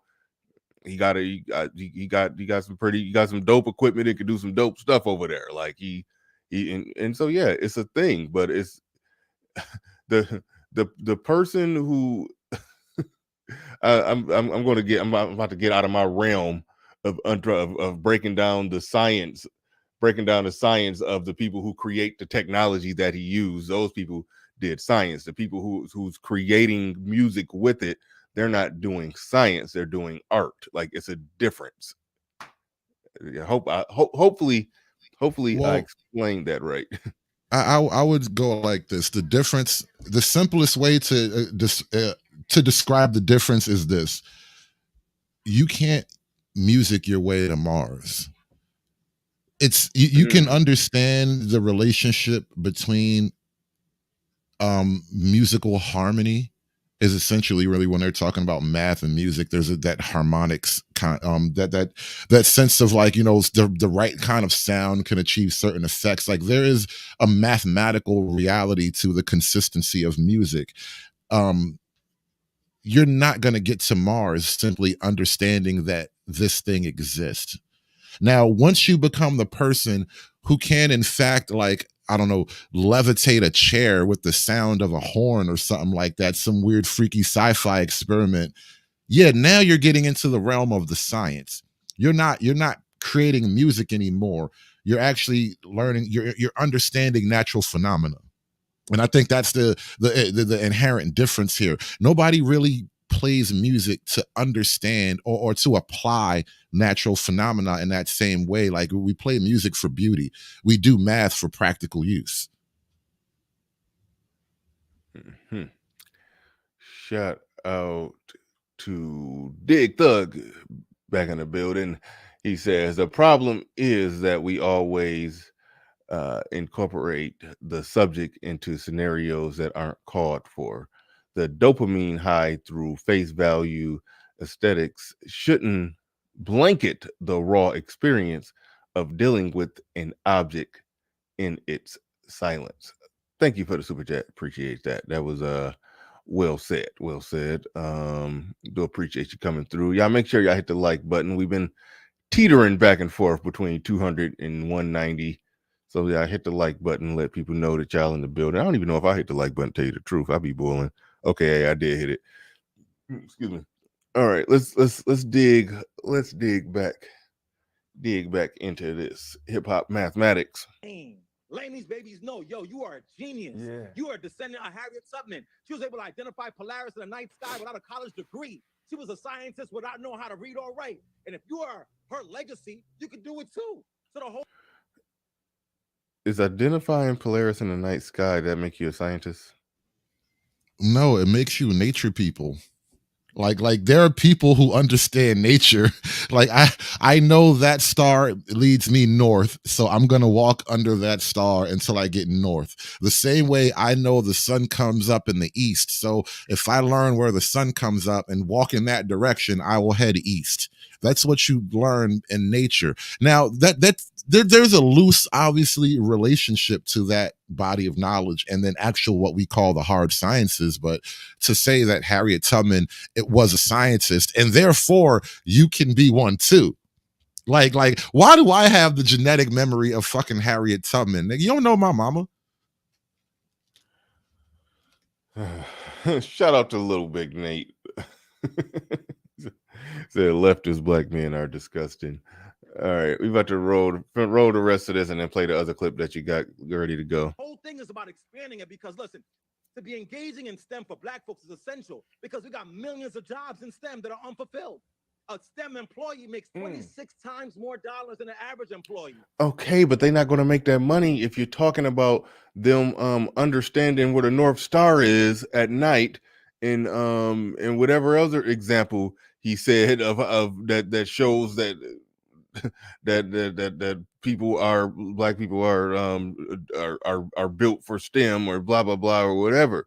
It ain't getting done until they actually go to school for science, technology, engineering, mathematics, to get a degree in science, technology, engineering, mathematics, get the degrees, they could fill those jobs. Like, that's how it works. So it's almost like he's saying that give them the jobs based on their creativity. Like, it's like you have to be able to do the math. And I'm speaking to somebody who doesn't do particularly well in math. I'm speaking from that perspective that you have to be able to do the hard work. Once that threshold is met, then your creativity is going to set you apart from the uncreative person who's who's just seeing it just raw numbers. If you understand what I'm saying, that's what, because I mean, there is a creative element to all of this. An engineer who works for some company that creates that builds the airplanes or whatever. Yes, if he understands the math and the science of how to build an airplane or make an airplane fly, but he also has more imagination and creativity, he probably could make a better airplane than a person who doesn't. Like, so I I get it from think I that think perspective.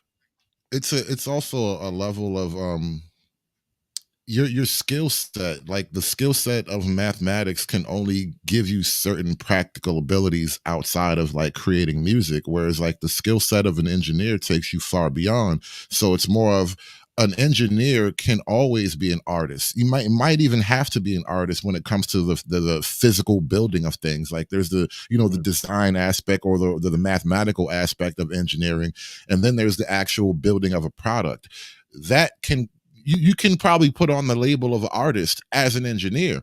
So every engineer, almost any engineer could be an artist, but not every artist can be an engineer. That's the best way to say it right there. That is the best way to say it right there. You summed up what I said much quicker. Captain Cisco in the building says, I want Hood Server to do a show on how NASA has gone woke. Whoa, that's dangerous. NASA went woke. He said, and this is why Elon Musk is going to beat them to Mars. Shout out to Bro, Captain. Go ahead. now I talked a little bit about that last night. We were joking about the four black women that saved NASA and got us to the moon or whatever. And like, Hollywood be lying about these historical black things. You find out that the truth of the matter is radically different than the story you read. Oh, So I don't know. don't take hidden I numbers away from me. I don't know the I, truth. I'm I not had saying I've I had discovered. my fist in the air for that movie, man. Don't take it away from me. I hate when I that am happens. not, bro. I am not saying I discovered some secret, emotionally traumatizing truth about Hidden Colors. I'm not saying that. All I'm asking is, how come in my entire life of Black History Months did I never hear about these four women who got us to the moon until y'all made a movie about them? Like, how did we like y'all just slip through the cracks of Black history? I was Something's thinking weird that here. same thing. How, like, we know about the dude, we know about the dude who made peanut butter for Like you made peanut butter, we know you. How do we not? How did I grow up not knowing about the black women that got us to the moon, and we know about the nigga that made peanut butter? So I'm like, that had me skeptical watching that, but I did watch it and I enjoyed the movie, and I was like, all right, this is cool. I don't even want to do no research. I just enjoyed the movie and kept it moving. Bro, and look, all the people who say we never went to the moon in the first place, now they looking at, so a black woman got us to the moon now. Like, yo, the jokes is just like you just making jokes on top of jokes now. So not only did we go to the moon, but a black woman got us there. All right. Okay. Yeah, don't take it away from us. We need it. You kill it. You kill it. Don't kill our hope. Don't kill our hope. We need it. We need it. All right, creation Muse in the building. He says this has Bulworth written all over it. The rapping politician movie. He was reaching out to the black people in the hood through rap. Shaking my head. Thank you for the super chat, Creation Muse. I do appreciate that. All right, let's roll it. Let's roll it. So it's not even just so you could showcase your genius, it's also so you could get this bag. There's a bag out there for our babies, and they have the skill set to be able to do it. And schools have not allowed them to connect to these disciplines. And so that's where I step in. We got to get it done. All right. We're gonna move forward. Actually, no, I'm gonna add this to the stream right here. Wait, come on. We gonna let that just go by? Yeah, I know. I was about to say that part. Okay, hold on. Is it the part where he said in the bag schools for our babies? Oh, okay, the bag for our Like, it's a bag come on.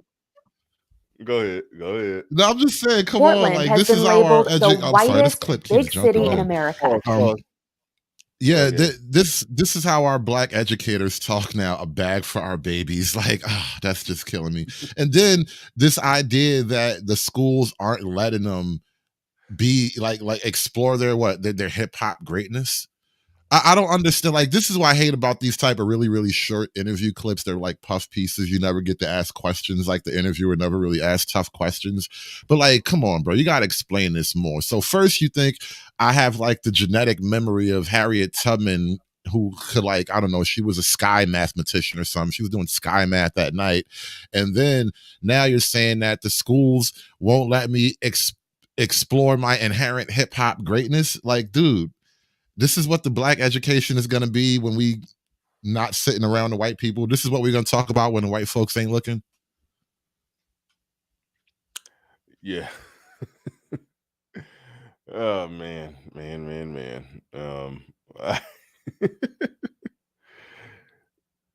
Dig Thug in the building. Dig Thug in the building. He says, also add to this, the James Webb Telescope was one of the most beautiful things I've ever seen operating this year. All engineering. Look it up. Absolutely. Absolutely. Thank you for the super chat. Do appreciate that. Let me move those my banners and stuff down. I forgot some new Patreons. I apologize to my new Patreons that I didn't, and I'm going to be putting up Patreon content right when I get off of here. I'm going to be making some Patreon content, but my newest patrons, not these two guys here. I got some new ones that signed up after them that I got to add to the list down there. I will be adding that on there. It should have been scrolling during this show, but I got the email. So shout out to Ray Clemens and a couple others. Shout out to Ray Clemens and a couple others. I do appreciate y'all. But all right, what we got right here? You got the controls on this one. Yeah. So this is a story coming out of Portland, and then we're talking about, you know, these segregated school concepts here. So first there was the classes with no white kids in them. Now you got the hip hop professor, and so now this is another story about basically a school for the BIPOC students. I think it's kind of continuation of that original story that we were talking about, but haven't played all of the clips. So I want to just get into it and give a live reaction. Portland has been labeled the whitest big city in America, and that can make it difficult for some BIPOC kids to see themselves reflected in their communities and schools. That's why there's a big effort to make a space specifically for BIPOC students. It's very hard to learn when you don't see yourself in the curriculum. You don't see yourself in the educational model. My name is Eric Knox. I am the executive director and founder of Now, right off here, I know it doesn't say Black Lives Matter, but I kind of get the point. I mean, tell me Black Lives Matter without saying Black Lives Matter. Wait, hold on. See, I was busy digging up. Oh, that's the same font. Okay, I didn't have the screen up. I was just listening. So, okay, so they're using Black Lives Matter's font. Okay. It's what they call an allusion to Black Lives Matter, but it's, you know, it's kind of playing off the concept, okay. I believe. But let's continue. So right off the back, it seems like we're getting the Black Lives Matter education model, which there is a version of an educational curriculum created by Black Lives Matter. So I would imagine this is something similar to that. But let's continue. Holla. It's a nonprofit in Portland that pairs youth of color with mentors of color. You know, every spring we have more kids wanting to get mentorship than we have mentors. From the beginning in 2013, Knox says his intention was to open a school for BIPOC students. For them through mentorship, we could get the academic outcomes. So we know Black and Brown and Indigenous kids will learn equally as well if they have. I don't understand why Black, Brown, and Indigenous are lumped together. Why don't we all have our own unique special systems and programs? Why can't there be a school for the Blacks and a school for the Browns and a school for the Indigenous? Like, because if you can't learn around white people, who's to say I can learn around the Mexicans? Well, we have a common enemy of white people. That's why. That that's the reason. Yeah, I know. It's the enemy of my enemy is my friend, right? Yeah, that's what I'm pretty sure if you ask them, I'm sure that's the working answer, that these people are all people who, black and brown lumps together because they're not white. It's a everybody, and a lot of, and again, we're talking about the left today. A lot of the left, they're responsible for doing that. I never heard brown people talking about. I never heard them say brown and black people. Black people bought into it and start saying black and brown people. But who was the first one saying it? It was white liberals who were saying black and brown people, lumping black and brown people together. So black people, your struggle is the struggle of brown people. Brown people, your struggle is the struggle of black people. You are all one. Come vote for the Democrats, because we're the ones who are going to give you what you need to overcome in your struggle. So they created that, and then, but black people are going with it. But I don't think I don't think Mexicans, go ahead and call them that. Mexicans, I don't think they're going. I listen to black people all the time. They talking about, this is an organization for black and brown people and blah blah blah blah blah, black and brown, black and brown, black and brown. I never heard of a brown person, somebody who's Hispanic, Latino, or whatever. I've never heard them utter the term black and brown or brown and black ever. I don't hear it. Maybe I'm wrong. Do you? It's like that Latinx term.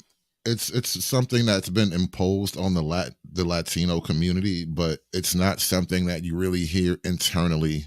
Like I never hear any of my like Spanish friends talking about Latinx shit. Like it doesn't ever come up. And I don't know, we're on the East Coast, so maybe there's that too. Like it's probably something more regional to the crazy West Coast shit, but still, it's just something that you don't hear of. And this just the way the left works with ideas. This is what I was talking about with like language and slang. Words that come from the bottom up just are organic. That's just the natural process of it. But words that come from the top down, it's like it's obviously trying to control language now. You're trying to get us to think a certain way by talking a certain way. And that's, what I kind of noticed about this whole BIPOC thing. Like, did Malcolm X want a school for the BIPOCs? Really? Well, hold on. Let's examine that. He didn't want it for the BIPOCs. I forgot. Let me remember what BIPOC mean. Black, indigenous people of color. Okay, no. Malcolm X would have wanted a school. Malcolm X was pro segregation. He was pro build it ourselves. So by us, who was the us that Malcolm was talking about? And I know people. Malcolm is kind of an interesting, because he softened his race stance later on. He wasn't as hard line racial, racial aggregation. I mean, aggressiveness. He wasn't like trying to be aggressive to other races later on in his life, but still, just this whole history of what the Black civil rights movement started as and where it is now. Black civil rights aren't about Black people anymore. Oh, I agree. Yeah, Black civil rights, or anybody who's on that, yeah, they're basically they're fighting for everybody now. It's all inclusive. Yeah, no doubt that's literally what it is at this point. Have a space that they see themselves. No, I was about to read super chat. Go ahead. No, you can go ahead and let it rock out. I'll get to super chat in a second. In their history, their culture, and all of that is honored. A school was still years away, but when the pandemic hit, plans changed. And it only exacerbated the inequities academically. We said, we're not just going to sit here and weather the pandemic. We're going to go for it. Our babies are suffering academically. That leap of faith paid off. Hala Public Charter School is expected to open next fall in partnership with the Reynolds School District. So now, right there is where it went from an idea I don't necessarily care for to a sin, essentially. It's one thing to have your own personal thing and start your own movement if you're a black guy and you want to have a school for the black kids and you're doing your own private thing, I don't have to like it. You don't need my approval in that sense, right? Fine, whatever. Do what you're going to do. However, I object to the tax dollar element, because I knew right away when he said it was going from his own little community activity thing, which he was probably collecting grant money and all that on the way anyway. Now you're moving to an actual partnership with the state because you're working with the school district. And so that means you're getting my money to teach, black studies stuff. And again, I take issue with the concept of like this quote black education, because, again, prove to me that you can build a better house with black knowledge. Like I said earlier in the show, I am about the results. There's been some results shown that if you separate boys from girls and have a school just for boys, the boys do better in school. Like, it's results proving that. So yeah, I can support that. I haven't seen any results on separating the races and then then black students doing better. So it just turns into they're using victimhood to get money from the government, to get grants, to get this, to get that. That's more or less what I interpret. That's more or less what I interpret that as. But Mr. Tolbert in the building with the super chat, he says the Congressional Black Caucus focuses on every other group first and blacks last. Now they are closing the LGBT wealth gap. Goddamn. Well, I mean, again, we just talked about the black and brown, the whole all-inclusive everything. But I didn't know. I don't know if that's true. I mean, you probably would know better than me if that's actually true, that the Congressional Black Caucus is focusing on every other group first and blacks last. I don't know if that's hyperbole or if that's actually literally the case from the Congressional Black Caucus. I can't really comment on the LGBT wealth gap. I haven't heard much on that front lately. I do know the Congressional Black Caucus is essentially toothless at this point. There's really no power in the Black Caucus, really, and it's more like we said this on the website, but the Black Caucus is really second seat now as far as like a powerful bloc in the in Congress. It's really the Progressive Caucus now, which is like AOC, Pelosi, what's the bald chick, Ayanna Pressley, the Muslim girl Ilhan Omar, the other one Rashida Tlaib, like, and no, they're women of color. So essentially it's the POC caucus now, and it's the feminist POC caucus really is what you're getting at. That's who's in charge of the black that's who runs black politics now, and the Congressional Black Caucus has to kind of follow the lead of the feminist POC caucus now. Yeah, but that's it. Let me get back to this. We'll focus on what's in their community. Like, it's a very strong entrepreneurial focus. There'll be a very strong hip hop focus around our kids' learning style. What does it mean to grind? How to handle your haters? Knox says that what? the curriculum may seem unique. What does it mean to grind? How to handle your haters? Grind. How to handle your haters? Knox. Wow. You're going to go to learn school of grind and handle your haters, bro. Aren't you going to be so proud of your little thug? They're going to be breaking down the science of how to shake your haters off. Listen, if you feel like a pimp, go and brush your shoulders off. Homeroom every morning. Today class, we're going to learn how to get that dirt off your shoulders.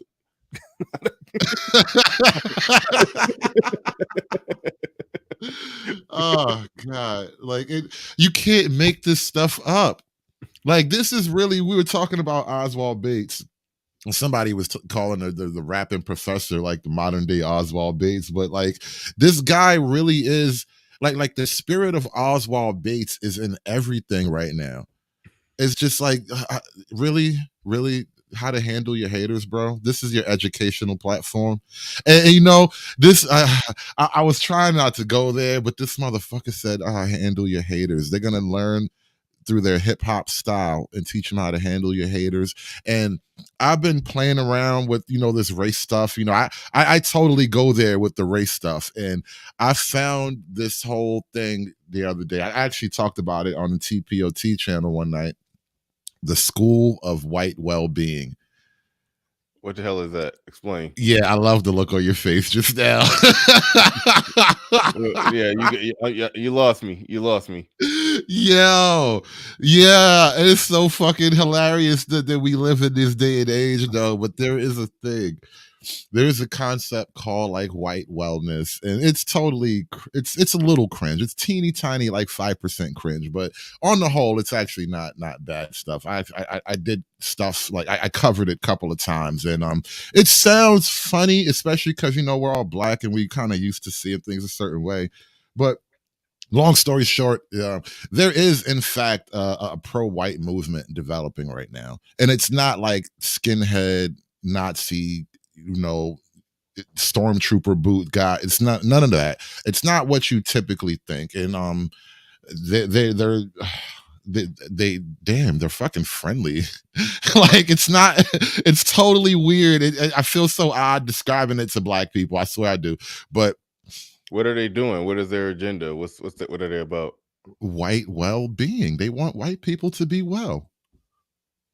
Okay. They're already well.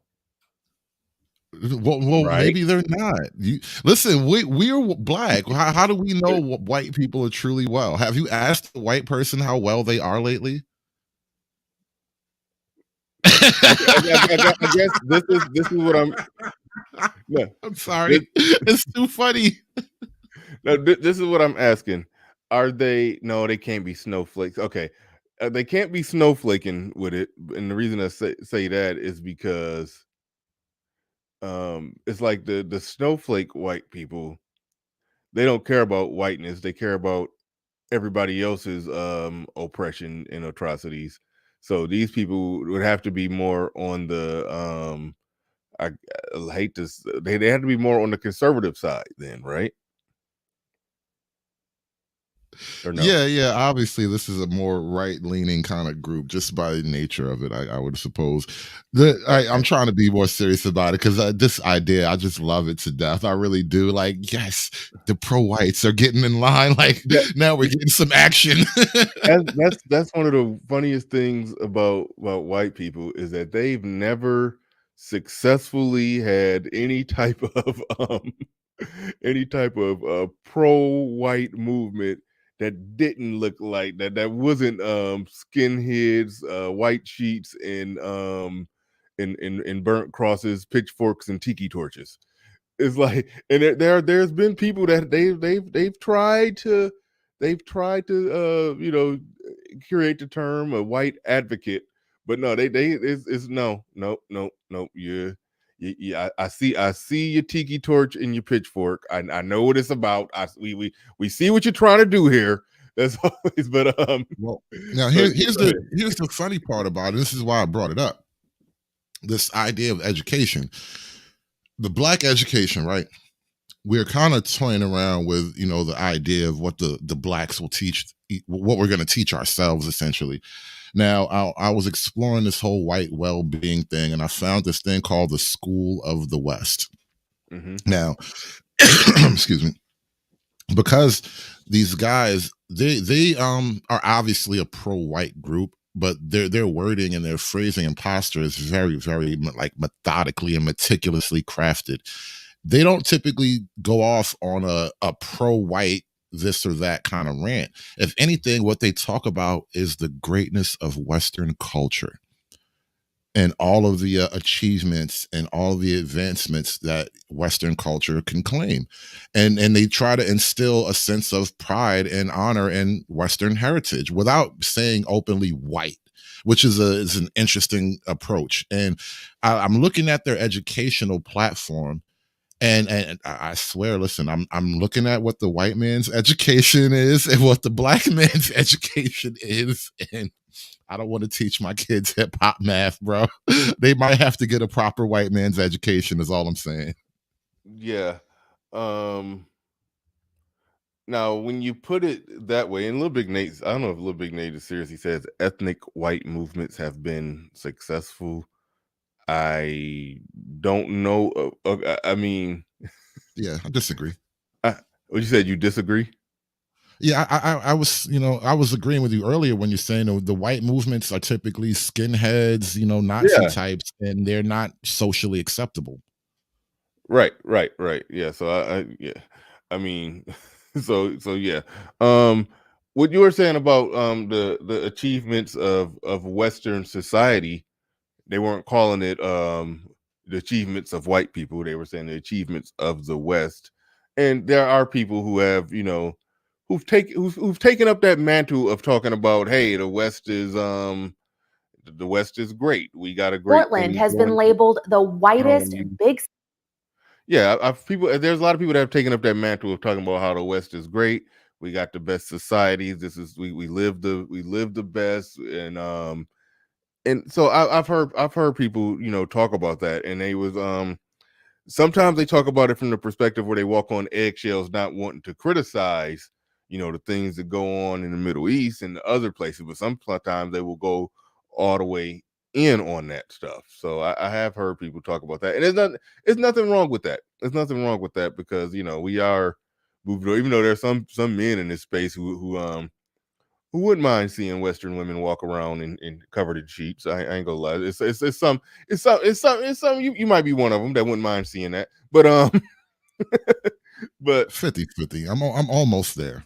yeah, I'm pro freedom. I'm pro freedom. I can't. I could never do that. I couldn't support that. I couldn't support that. Yeah. I'm not about forcing. Well, I have an interesting take on that. That's for a whole nother show. Hey, we might do a show on that. How much do we support the Taliban? That's we might do a show Well, on I that. joked around with that concept before because we were blessed in this sense of living in this day and age and being of this age to actually watch it happen live. We watched the end of feminism in one country. We literally saw feminism get defeated in one country, and that is Afghanistan. I was just And about to say that. I was just talking to somebody about how there was pictures of, I think in like the 1960s, of women in I think it was Afghanistan, where the women they were in bikinis and the whole works, and that shit got smacked down basically. yeah, old Afghanistan before the invasions and everything How long ago? was Are we talking 60s or before that? 50s. It's 50s, and yeah, I would argue it ran roughly in the 50s, maybe Okay. 60s at best. But it's like Iran too was like a center of comfort, and for its region, Iran was relatively westernized around that same period too. And then there was this wave of I don't know, old school Islam is, I guess, a good way to say it. They went back to the original kind of what they consider the original textual Islamic doctrine. And that's when you get a lot of these hardcore Islamic movements coming out. And so then, the culture started to change drastically. But that was way before our lives. And it was, I mean, I guess obviously a feminism of its type had taken in with the West. And so the Muslims were, resenting that. But now in our day and age, it was almost like a replay, essentially. Like I'm not going to say Afghanistan was like, westernized the way it used to be back then, but still we saw like viscerally and bloody images of feminism ending like abruptly in Afghanistan. And that was a psychological moment for, I think, a lot of people watching, because that's why I talked about it on my show.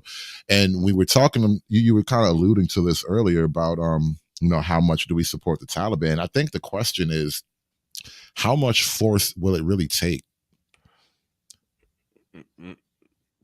How much force will it take to do what? To solve the gender war. Are you gonna vote your way out?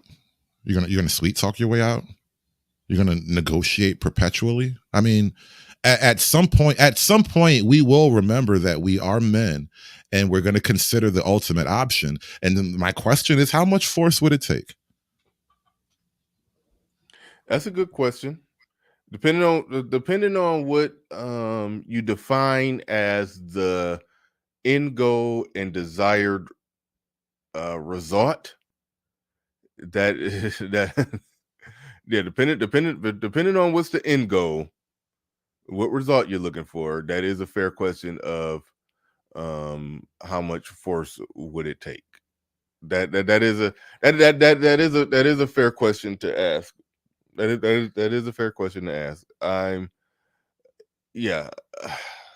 Yeah, it's a troubling prospect. I know, and I'm not going to go down the rabbit hole. Yeah. 'Cause I have my thoughts on that. I have my thoughts on that. But yeah, shout out to Little Big Nate. He says it's been solved. The gender war. A small group of women will win. The rest will perish. And and that's sort of where I'm at too. Like-minded people separating. That's really what it comes down to. Like-minded people separating. But then there's the see, I believe in the media war. Okay. I believe in the propaganda war. I'm a believer in that. So I'm a believer in the media war, the propaganda war, and separation from those who disagree, and a willing coalition of, the coalition may not be the right word, but a willing coalition of people who want to live a certain way, conduct themselves a certain way. Now, you still could use your media and your propaganda to try to convert as many people over to your side as possible, male and female. You could still do that. But if you're drawing a hard line of, this is the type of country I want to live in, not communities, not pockets of it, not a state with a de facto, not even, I'm not even going to deal with putting a wall around a state, not even a state that's very high in that. You know how Texas, some people, I think it's changing, but at one point Texas was a damn near looking like its own separate country for a little bit, but so if we're not talking about that, we're not talking about separate pockets of it. We're talking about, no, we need the whole damn country marching this way. Oh yeah, it's force. It's absolutely force is the answer if you want the whole damn country moving the same way.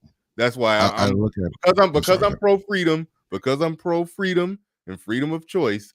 That's why I'm more along the lines of Little Big Nate with separation from those that are the problem, and then using your media platform, your bullhorn, to try to inception people with your better ideas to counter the bad ideas that everybody else put out there. That's where I'm at.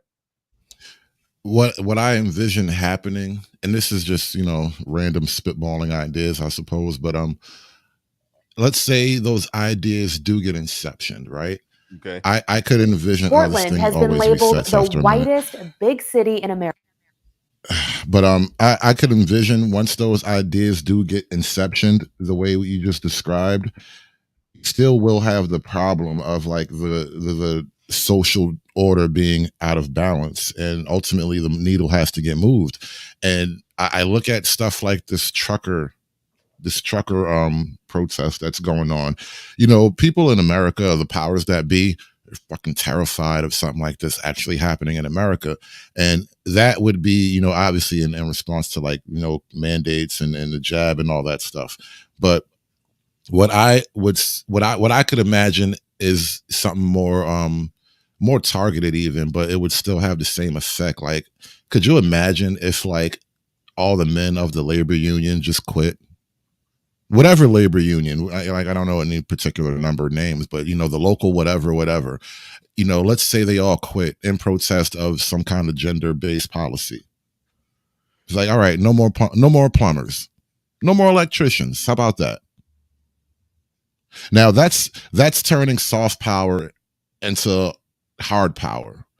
And that's the kind of power men ultimately have. And I don't know. This is just, I've been thinking about it for a long time now, and I don't know that these gender dynamic imbalances get reset without men just, not turning any wrenches. This is the way to do violence without violence, essentially. Yeah, so you're essentially saying, if men did the equivalent in Obsidian, you said you can't wait for the panel to open up. I wasn't planning on opening it up, but if you're excited about it, Obsidian, you must really got something to say. So Yeah, sounds interesting. So yeah, so the link is the link is in the chat for Obsidian. I may entertain a few others, but we'll see. But it sounds like you were more or less saying that men need to do the equivalent of like the man equivalent of the bus boycott, but boycott doing things that society does not function without men getting up and doing said particular jobs, and said particular jobs won't get done until certain things are met. And again, so when you talk about how much force is going to be needed, I don't know when you're talking at this point, you're talking about how much force to just get men on board to do whatever your plan is at that point. And so again, it goes back to that inception phase.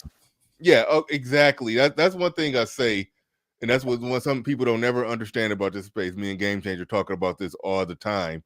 We're at the inception phase, the early galvanizing phase of just getting ideas out there.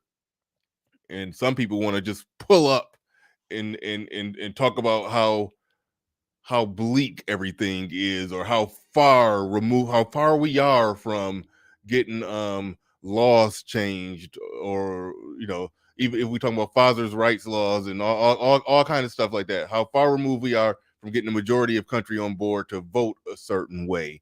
It's like, okay, so let's just give up. Let's not put ideas out there. Let's not talk to the masses. Let's not convince people. Shout out to Steven Crowder. Let's not try to change anybody's mind. Let's just stop, because the other side is winning, basically. It's like, no, that's some bitch ass shit too. But Sir Tyson in the building says, let them build their own bridges. Right on. He says, oh wait, we saw what happened there. LOL. See Miami bridge collapse built by women. Story for reference. Thank you for the super chat. Appreciate that. Poindexter Hill turn trying to get Obsidian off the panel. Obsidian, you actually can't set the price, but I wouldn't. I'm not prepared to put a price on your head, but it would that 5K is pretty damn high. That's if Barack Obama was on the panel, that I probably have about 5K on Barack head, but. All right, oh man, who knew I was pulling in more than a former president? What's up, fellas? There's a very interesting question on the floor that Hood Conservative asks, and I was saying the same thing back when I got on the air last year from the Summer of Hell. I had been watching all the events of the situation in Afghanistan before I got back on the air, and I said, when I get back, I got to talk about this. So I talked about it and did a show about it. You heard it, Bernard. And what's interesting, that nobody in the mainstream press has really picked up on, and to be brutally frank, nobody on the white manosphere side has picked up on either, is that we have feminist countries in this world. Mm-hmm. We have an entire list of them. The number one on the list is Sweden, but Canada is also in the top 10. Okay.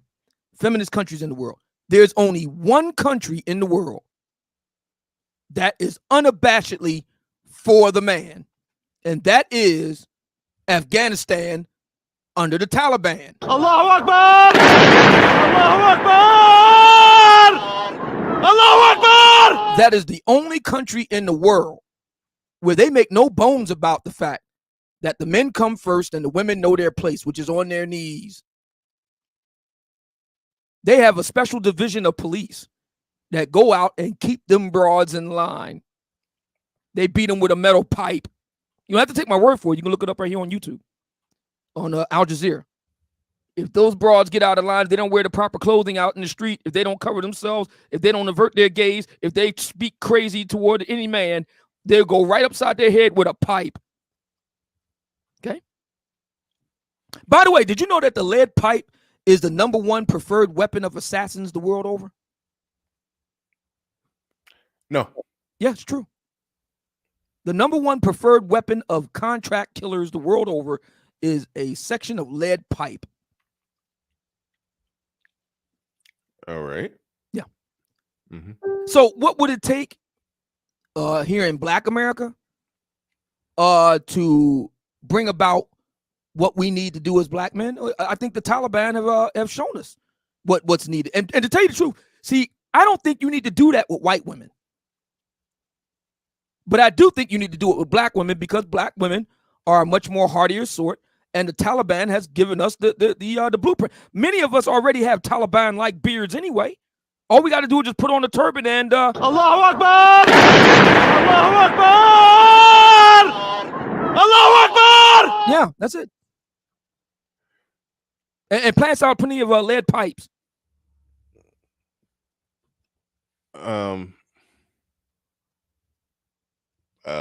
Hood service, you got anything on that? I got nothing. I got nothing. That's not.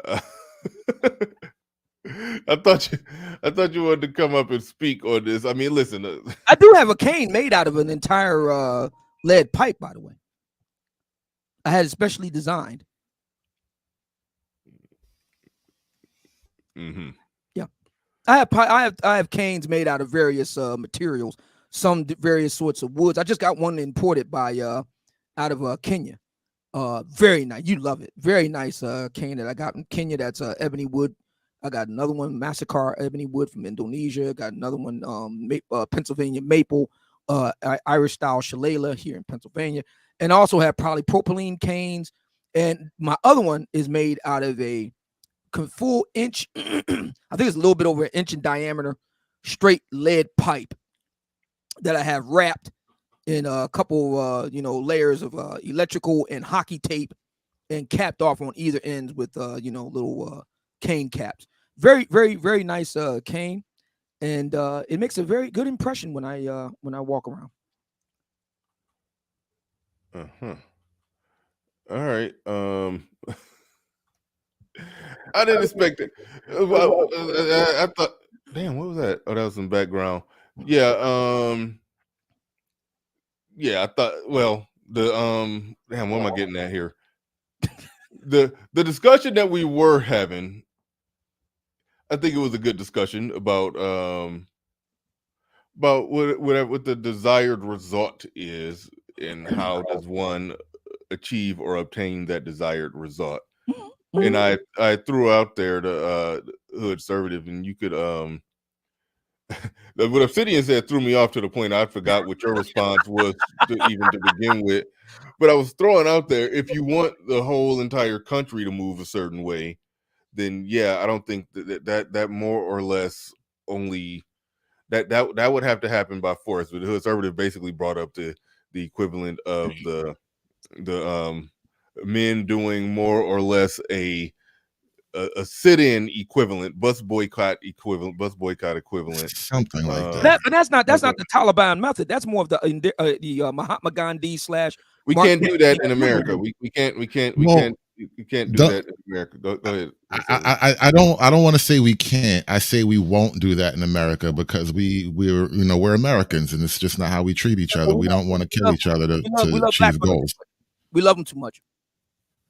Well, it's bigger than just Black, and that's the thing. It's not just a Black thing. It's on the whole, as the entire country. It's like we dare not go there, especially over something like feminism. But the thing is, it's a problem that has to get solved, and so to solve it without actually going to guns or whatever, I think don't go to guns, go to a lead pipe.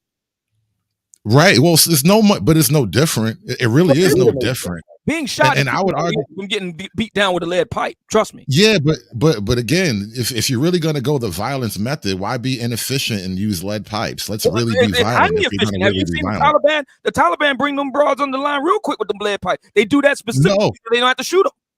No. Well, then, so we're going to make example of one so the rest can know. Is that what you mean? Absolutely. Put it right up on YouTube, Instagram. Now see that, ladies?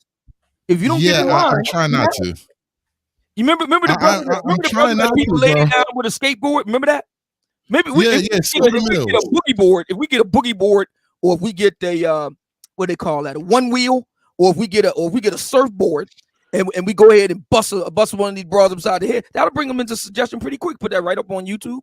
Bam! We can't limit ourselves like that. We just can't. We cannot limit ourselves to that. It's. I mean, again, let's not go there. Go ahead the fact of the matter is, how do we intend to solve the problem without going to these extremes, though? Can we? No, not with black women. Now, see, with white women will vote with their man. Black women don't vote with their men. It's a known fact that white women will vote the same way that their men do. That's a fact. Black women won't do that. The only thing that black women understand is just straight up lead pipes, and that's the reason why we got to go the Taliban route. Allahu Akbar! Allahu Akbar! Allahu Akbar! Yeah. Yeah, you really want me to go outside and beat up a woman today? Like, why do you want me to do this, Obsidian? Why? Judge Zilla, before we go on to the next clip, the next station here, you got to take it. You got something on particular said subject that we stumbled upon. I've actually got 5 quick things, real quick. Hey, Judge, long time no hear, man. Hey. So the initial movie with the modern day slave movie, is that based on a true story? Just because slavery existed? I don't know I'm thinking that's the most working evidence that they got going on with that one. I can't imagine anything else. I seriously can't, because basically that what they're talking about, I don't believe if it happened, we would know about it. If somebody was doing that in modern times, where they had a slavery land ranch, like in the boondocks, and it was hiding people there, and the people literally thought they were living in in 1800s, and somebody escaped and found out that it was 1975, and that would be like the biggest news. That would have been the biggest news story ever. All it looks like is they combined 12 Years a Slave with the M. Night Shyamalan movie, The Village. Yeah, exactly. So interesting interplay, but Hoodservative, I gotta give you credit, man. Your arguments are getting so much fucking better by the examples that you're using. The segregation with the DIPOC thing, that's literally segregation. What was it? I do think you're onto something with the black women in college dating fail theory. I do, with them being the most enrolled, if you include HB, historically black colleges and universities, and in turn, their enrollment in predominantly white institutions, and their failure to, break into that dating scene en masse. I think there may be something to that. To your point, Bernard, those pictures, I believe you're referencing Iran, not Afghanistan. Okay. Because before Afghanistan, it was before us in Afghanistan, it was Russia. They were trying to do it like that. I don't think they've ever had any type of feminism at all. They're Afghanistan, Oman, Yemen. No. They did have a period of liberalization between, say, the right after World War II years up to the time when the Soviets came in. So you're looking at the late 70s. So you're looking at about 3, maybe 4 decades of liberalization where you could, women were going to school and so on and so forth. They were wearing Western dress. So you could make the case that there was some lighter forms of feminism trying to seep in. But one thing we know for certain, when the Taliban marched into Kabul last summer, the feminists got the hell out of Dodge with the utmost speed, urgency, and quickness. Allahu Akbar! Allahu Akbar! And the last thing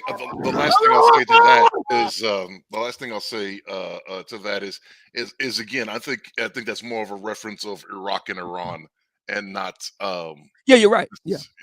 But and the last thing I have for the hood conservatives is you are being influenced.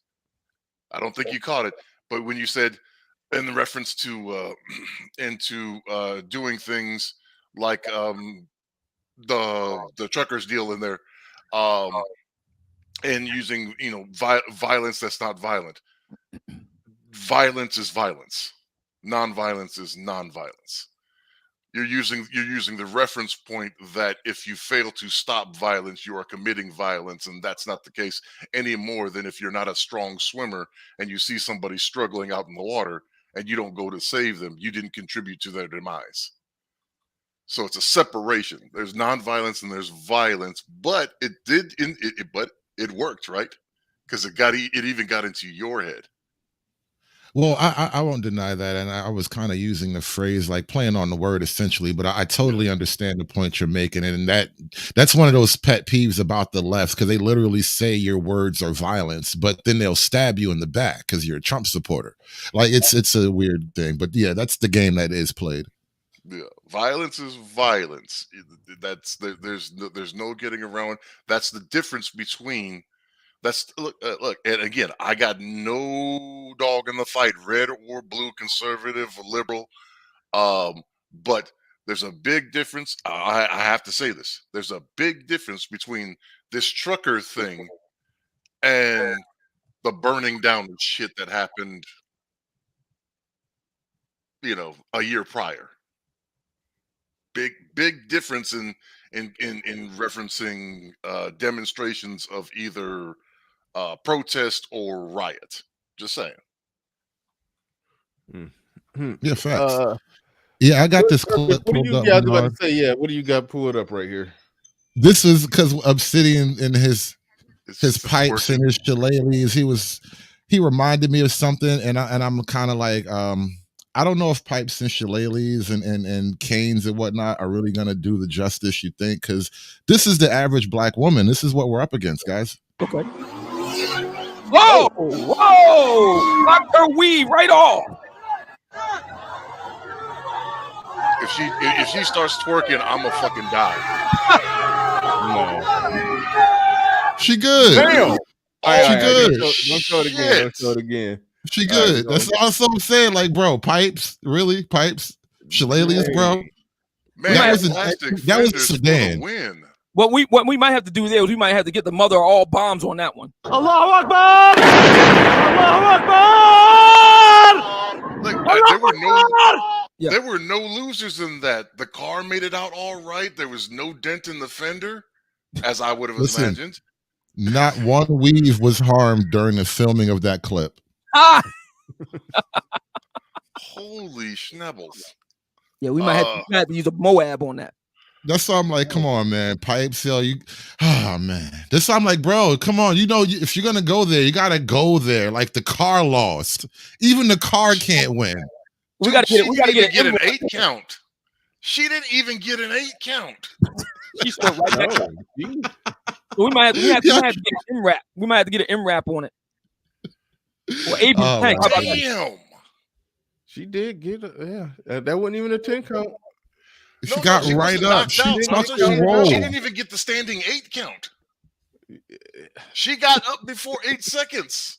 Look, how much you want to bet if that clip was longer? She could have got back in the ring. She could have got back right in there. Let's go. Listen, if the clip was longer, you would have seen her grab her weave, dust it off, put it back on, and party go on. That's it. We ain't leaving. That's liquid blubber right there. That's the BT 1000. That's liquid. Somebody need to do a side-by-side shot of her getting hit by that getting hit by the car in the split screen with Mike Tyson getting knocked out by Buster Douglas and the 10 count going and see which one got up fast. That kind of reminded me. I did have one more. So, by the definitions of hip hop math and BIPOC academics, because I know the lyrics to Wade in the Water, am I also a marine biologist? Huh. Well, you're black too. It's that. It's not just the knowledge. It's the genetic knowledge. That's the kind of thing that got me. It's like, so because Harriet Tubman did it and Harriet Tubman did it and she black, so that means I can do it because I'm black. Right. I'm only half, so I guess I'd have to settle for like an oceanographer. Oh, you can only study the sky in the daytime. You're biracial? I am a biracial gentleman, yes. Oh, I didn't know that. I had no idea. I'm a member of the beige militia. Oh yeah, beige power. You're a member of the emergent that Eugene Robinson talked about. Beige power. Yep. Yeah, I've been joking about that. Like, there's this picture. There's actually two pictures. Kind of they're unrelated, but they've been going around recently. So. Forget the guy's name. Remember when that coaching scandal popped up last week when the guy was accusing him of racism? They hired another coach for a different team, and his dad's black. He's half white, and they're like, "Look at this white man," because he does kind of look like white folks from that movie. That I forgot the name of that movie, but the guy, his dad is black. He looks like a white guy. So he's totally like could pass for white under any circumstance, right? Mm-hmm. And they're calling him white for whatever reason. And there's a picture going around. No, they're saying he's not black, like, because he looks white. Right. So funny story telling on myself here real quick. 100% of black people can tell that I'm black. 100%. I can never sneak by. Mm-hmm. Only 40% of white people can tell. Wow. So white people, pretty much 80% of Hispanics think I'm either Hispanic or black or some Cuban, Puerto Rican, yada yada yada. Middle Easterners think that I'm from like Jordan or Oman. That's interesting. Yeah, so you could pass for a Taliban if you wanted to. As long as I keep my hair under 3/4 of an inch, half an inch, 3/4 of an inch, they can't tell. I've seen Afghans that have kind of like bushy beards and stuff like that, like brothers do. Yeah, so I've been privy to a lot. Like, again, for the interesting thing about some of this stuff is right. It's always the people who never have any contact with white people who are the experts on white people. Mm-hmm. Right? I don't even deal with them, but I know everything about them. Yeah. Because of that, because only 40% can tell off rip, or even after an extended period of time, I've been privy to a lot of white people stuff that the rest of the panel may not have. Mm-hmm. Give us the 411 on the inside track of whiteness. Yeah, conversations, and I can tell you definitively, black people talk way more about white people than white people talk about black people. Oh yeah. If they knew how little they consider, if black people knew how little white people consider them, they would be offended by the amount that they consider white people. Judge, that same idea right there. Now let's go back to my hypothesis about black women dating in predominantly white institutions. And I told you, like, I played several instances of black women's testimony. These are like young college age girls talking about essentially feeling invisible around the white men in particular. And that has to be like a psychological shock. And I laid it out like this. I kind of went into more detail on my own show, but it was basically like, imagine coming out of the community where black men are practically bred for the benefit of black women. And you leave this environment that's damn near crafted just for you to thrive in, and you find out in the rest of the world you're really not that special at all. And that shock, that punch to the ego right there is having effects in other areas that they have to respond to it in some way, and they can't respond directly because now you'll just be the crazy angry black woman, and they'll probably do that in a certain That's personal why way I anyway, always laugh at Swirl Gang. but they have to respond. That's why I always laugh at Swirl Gang, because I've been around these cats. I've been around a lot of these cats, and good luck in my best Eastern European voice. Good luck. So what do you think, Judge Zilla, in light of your disclosure? What do you make of the swirlers now? Crystalline Carlson is back on the scene again, and she's parroting the same talking points from the past few years, nothing different, same cast of characters and all the rest of it. So what do you make of the state of the swirl nation? Do you see it as I do, that it's completely defunct and stagnant, or do you see it otherwise? I think it's not only. I think it's beyond defunct and stagnant. I think it's a complete exercise in futility. For again, if you're a Pam Grier and a Crystal and Carrison, if she's who I think she is, I'm not all that familiar with her. If she's who I think she's reasonably attractive, right? And so any like so. Black women who are reasonably attractive, who look like somebody that you'd actually want to be with, right? They may have a chance, but let's put it this way: your Laura Winslows, which have a look that we would appreciate, that look, that aesthetic, is not necessary. Just look at all the biracial couples that you see.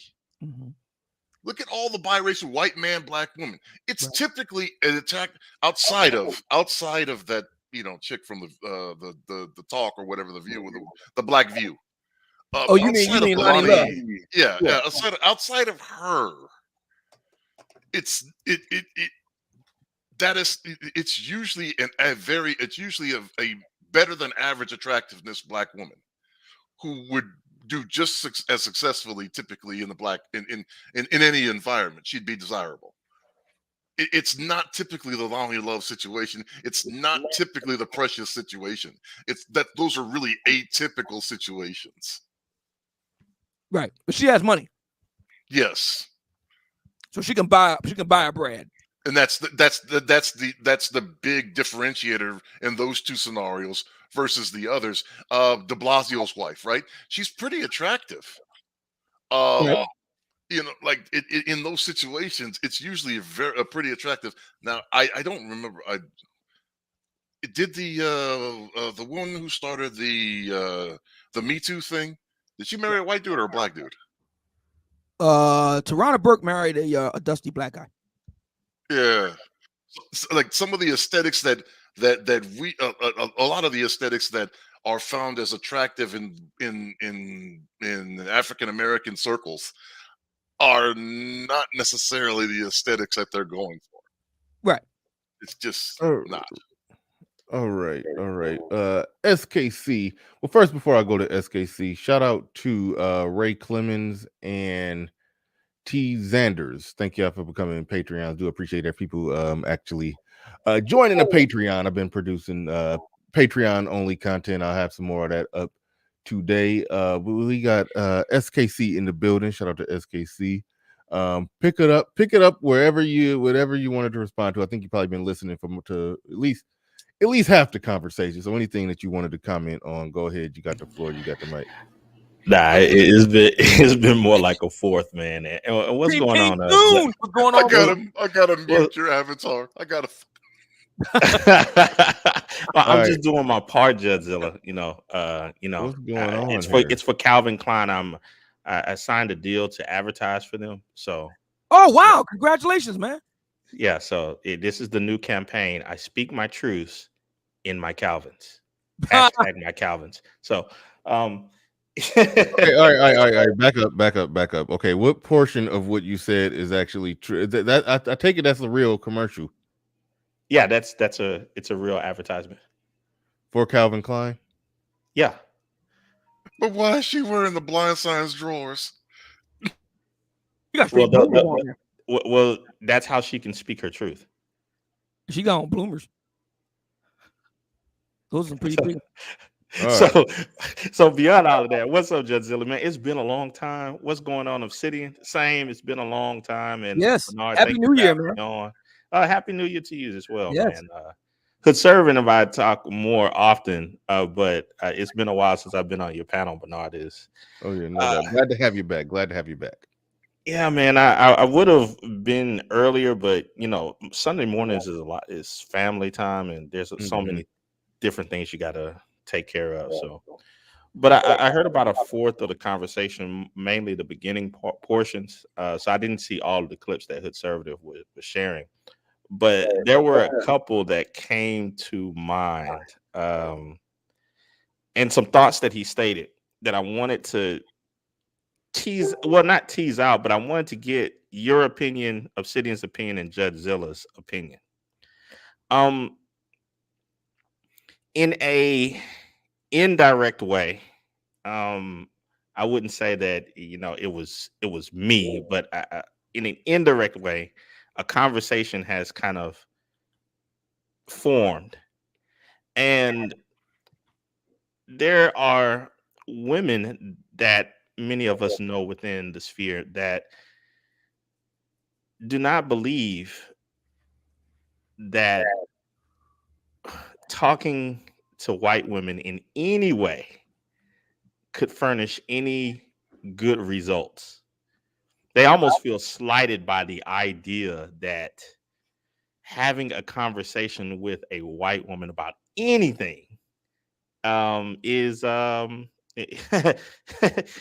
it's almost like a threat. And I just wonder what you guys think about that. So, in lieu of everything that's been stated so far, do you think that there's anything that Black women could possibly learn from white women or other races of women? Yes, they could learn something from all the women, but Black women don't want to learn anything. Black women are incredibly stubborn. So this is the reason why when Hood Conservative was musing about the Taliban and what we could learn from them, what measures we would need to take, I'm saying to you that we need to take the lead pipe option to these broads. Allahu Akbar! Allahu Akbar! Allahu Akbar! Yeah. Nothing you really understand is lead pipe. What say you? Well, let me, because I know Bernard likes to sit back and gather all of his thoughts together. What say you, Judgezilla? Do you think that there's anything that Black women could possibly learn from other races of women? Yes. Caveats, asterisk here. I do see, I guess I could say, I can see Black women's perspective that when they sit there, when they present it in the form of, there's nothing that a white woman can teach me about how to be a Black woman and a Black mother. Okay, now what's a Black mother though?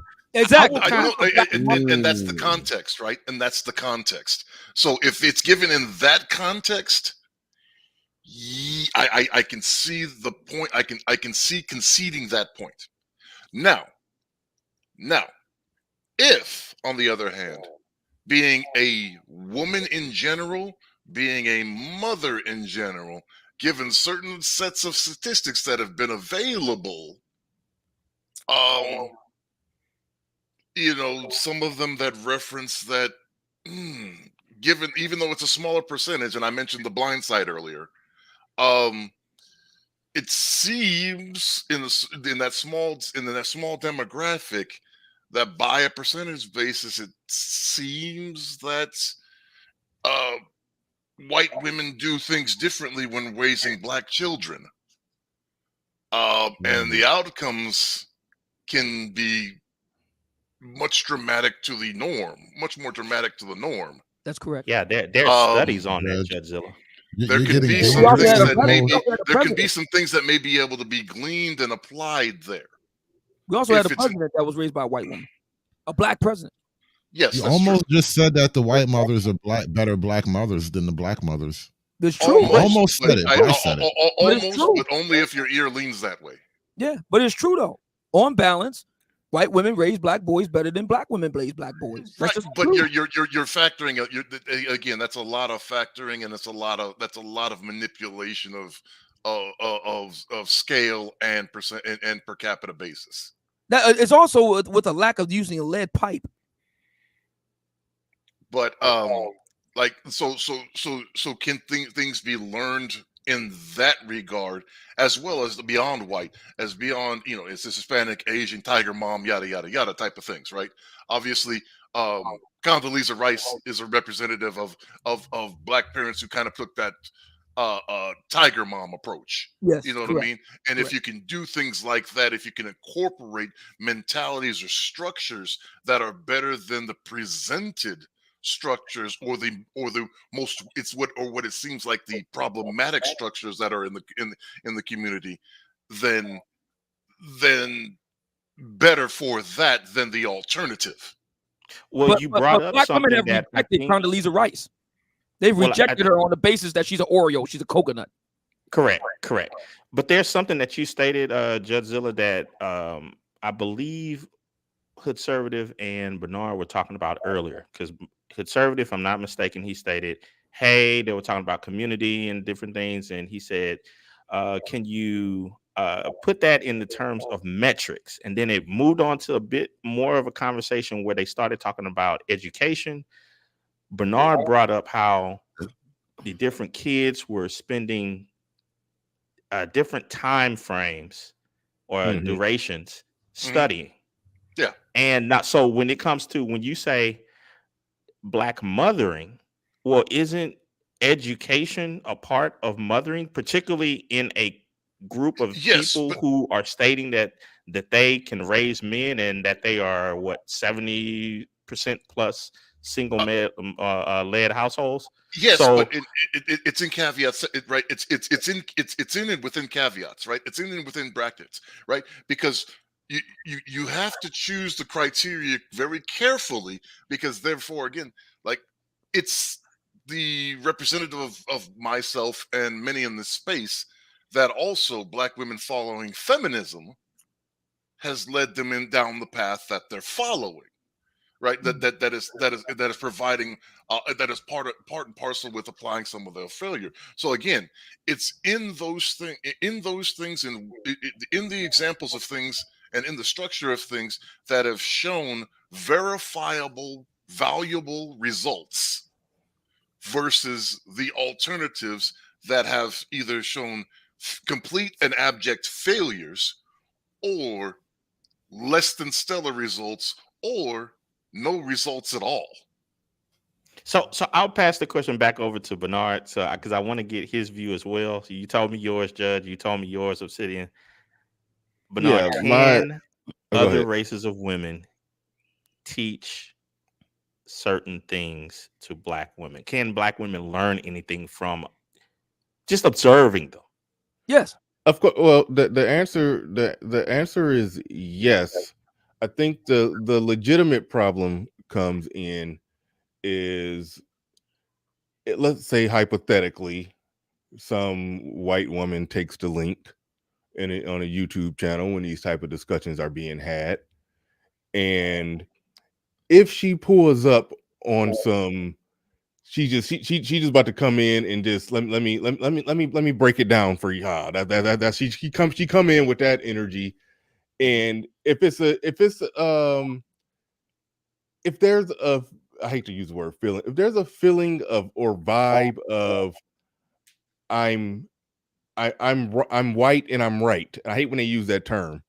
So I guess what I'm trying to get at is I would need to see some results. So if we're talking about business and black men talking about business, and some white guy take the link and he just pull up on some, Well, let me explain this to you guys. I'm going to be like, well, hold the hell on. What kind of business you running? I run a business. I probably make more money in business than you do. If he tells me that, oh no, I built $1 million business, then okay, oh shit, I'm sitting back listening. I want to hear what he got to say. Right. So if that white woman pull up and she says, well, I've been successfully married for 20 years. I raised 5 kids. They're all doing extremely well. In fact, I have 5 sisters, and they're all successfully married and happily married. And I think I have some input on this. And I'm like, oh, okay. I mean, a situation like that, yeah, okay, we can listen, but just it can't come off like, okay, I'm white, y'all are black. Listen to me, I know better. It can't come off like that. It has to be based on what has this person done. It had to be based on the same credentials that would make me want to sit back and listen to a black person about business or a white person about marriage. If somebody is talking about successful family, successful marriage, successful this, successful that, what can they show and prove? Somebody is talking about successful business. What can you show and prove? You just being white isn't the criteria. What have you accomplished? What have you done? But it is And a criteria for black women. Yeah, Just being a I white think woman you're doesn't misstating. put them all. Go ahead. Yeah, go but ahead, that's the Hood. problem of sitting, and I think you're kind of misstating the issue here. It's the simple fact of the whiteness is the problem for the conversation, and it doesn't really matter the other criteria, because when it comes to those criteria, nobody really holds that up. Listen, we be on YouTube all day long. Nobody card checks black people who want to get on one of these panels and give their opinion for 5 minutes about whatever. But when it becomes a white person, now there's this list of credentials we must respect. Like, nah, that's BS. It's because they're white. Now, the thing about it, I hear you. I don't know that we should even assume that a person is coming from a quote, I'm white, therefore right position. That's something that we have. That's a mental tick that's in black people's That's minds, true. that we're assuming that because you're white, you're acting as if you're acting as if you know better because you're white, as if instead of you're acting as if you know better because you happen to know better. And that's a weird thing. I think we have to sort of lose that racial insecurity and not assume that you have some kind of racial, some bad motives because of whatever race dynamics are at play in your mind. We have to lose that as black people. Yeah. And then also, I think there's something I- deeper that I want to get into, just to talk about this a little bit further. I think because I do know exactly what you're talking about, SKC, and the women involved that kind of sparked this whole conversation. And I think one of the reasons, because I have discussed the whole motivations thing with one of the women in particular, and what I think we could kind of use to thread the needle and bridge the gap a little bit between the two camps, the warring parties, black women and white women, is the last clip that you had queued up, Bernard, before we kind of let the conversation go into another direction. But there was a clip, and that was like where we are right now with feminism. And I think one of the motivations that I was talking about with the woman in question is kind of raising an alarm about what feminism is and where it is at presently, and how it is actually a clear and present danger to black and white women and everyone involved. And I think that's the only way, that's one way to at least kind of structure the conversation and attempt to bridge that gap, is to say, like,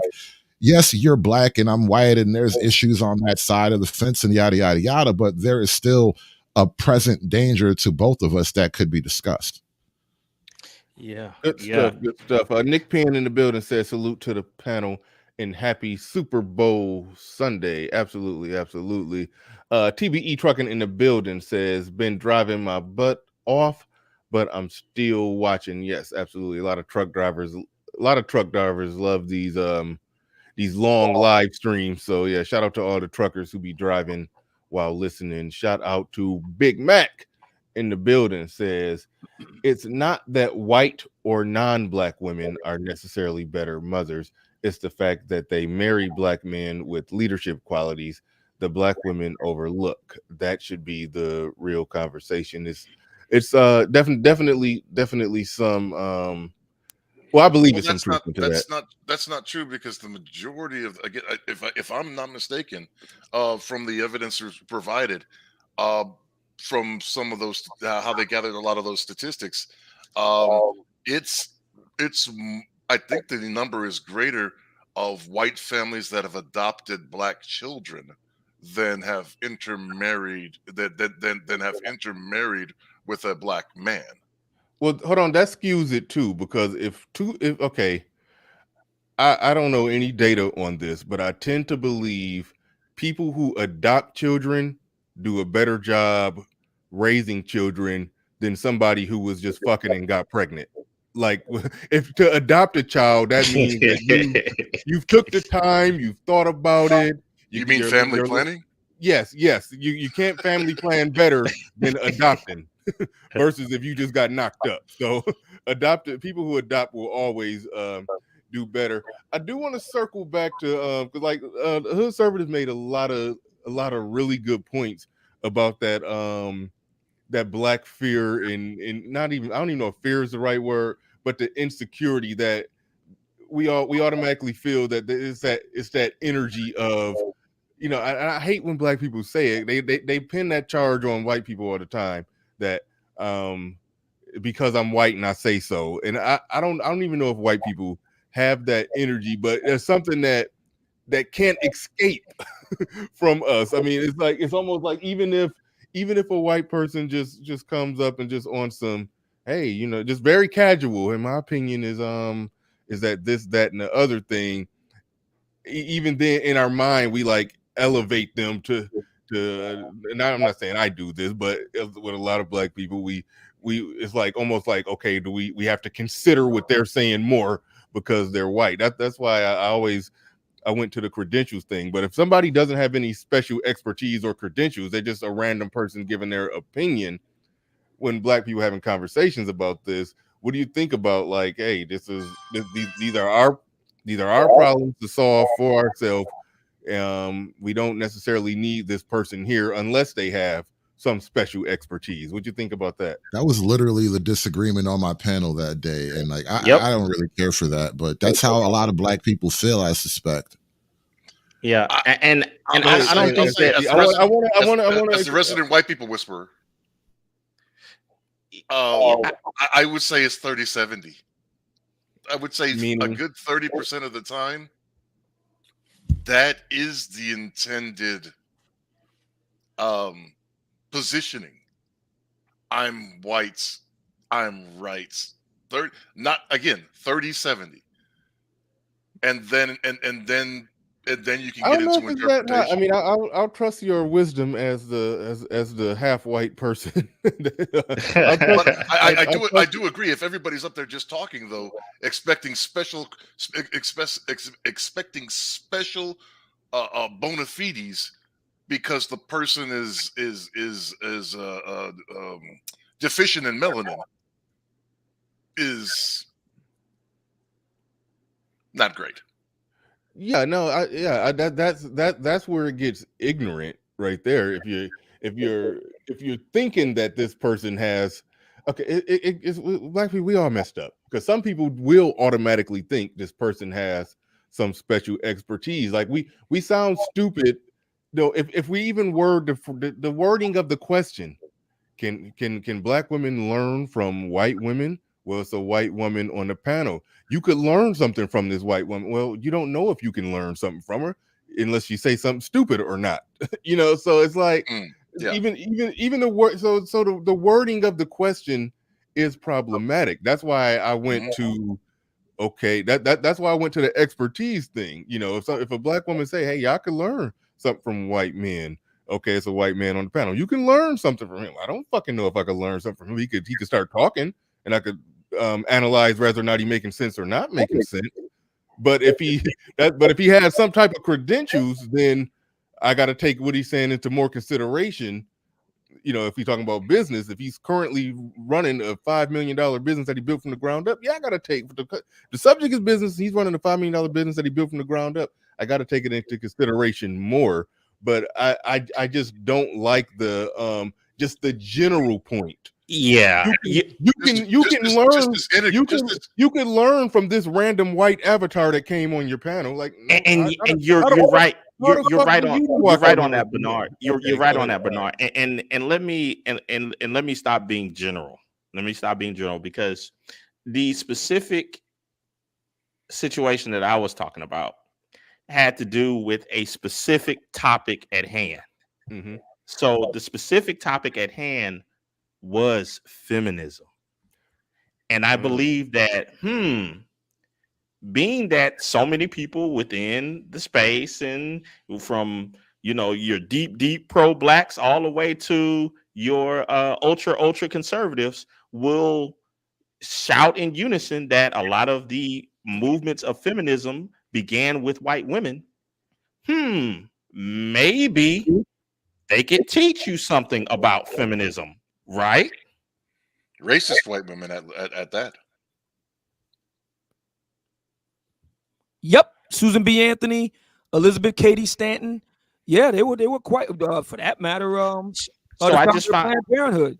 So I just found it interesting that when presenting that argument, that there was this visceral reaction that, oh man, no, that can't possibly happen. The white women can't possibly tell us nothing, such and such. And then it went to everything that you were talking about, Bernard, so far as all the other things, mothering and being a black woman. And it's like none of that was put on the table at all.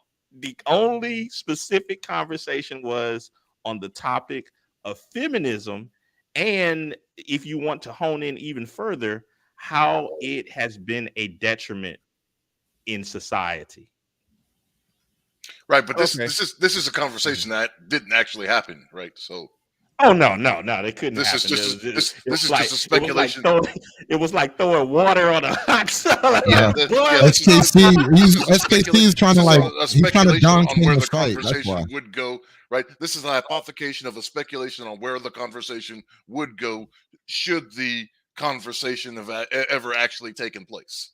So this was something that almost happened on somebody's panel. Yeah, it could happen. It almost happened at we were trying to set it up at Teapots. But just I would say putting the thought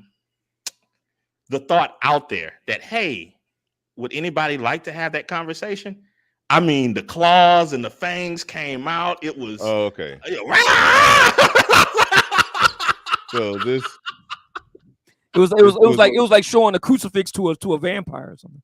Yeah, man. Yeah, it was. All right, brother Xavier in the building. You have the floor. You have the mic, and here y'all go, making it get interesting. Right at the 3-hour mark, when I said I was going to end the show, y'all go to making it get interesting right at the last minute. But go ahead, brother Xavier. We have to do this it. to you, Bernard. Yeah, I know how man, y'all look, man, you can make a whole lot of hot wings in an air fryer, man. You don't have to put them in the oven. Brother Xavier, what's going on? Peace, brother Bernard, brother Hood Conservative, brother Obsidian. Hey, what's good with it, man? Yeah, brother man. Supreme, brother Judgezilla. What's up, Hex? What's good with it, man? Me and brother Supreme talk about this kind of stuff often because him and I, we rap pretty often throughout the week. I was just with Brotherhood Conservative last week, and we kind of alluded to this kind of stuff. But what I think happens is it's about comparison to other groups, right?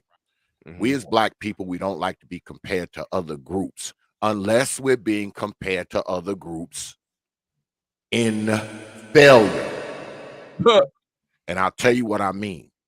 When we talk about baby mamaism, dysfunction, crime, drug use, the first thing we say is what?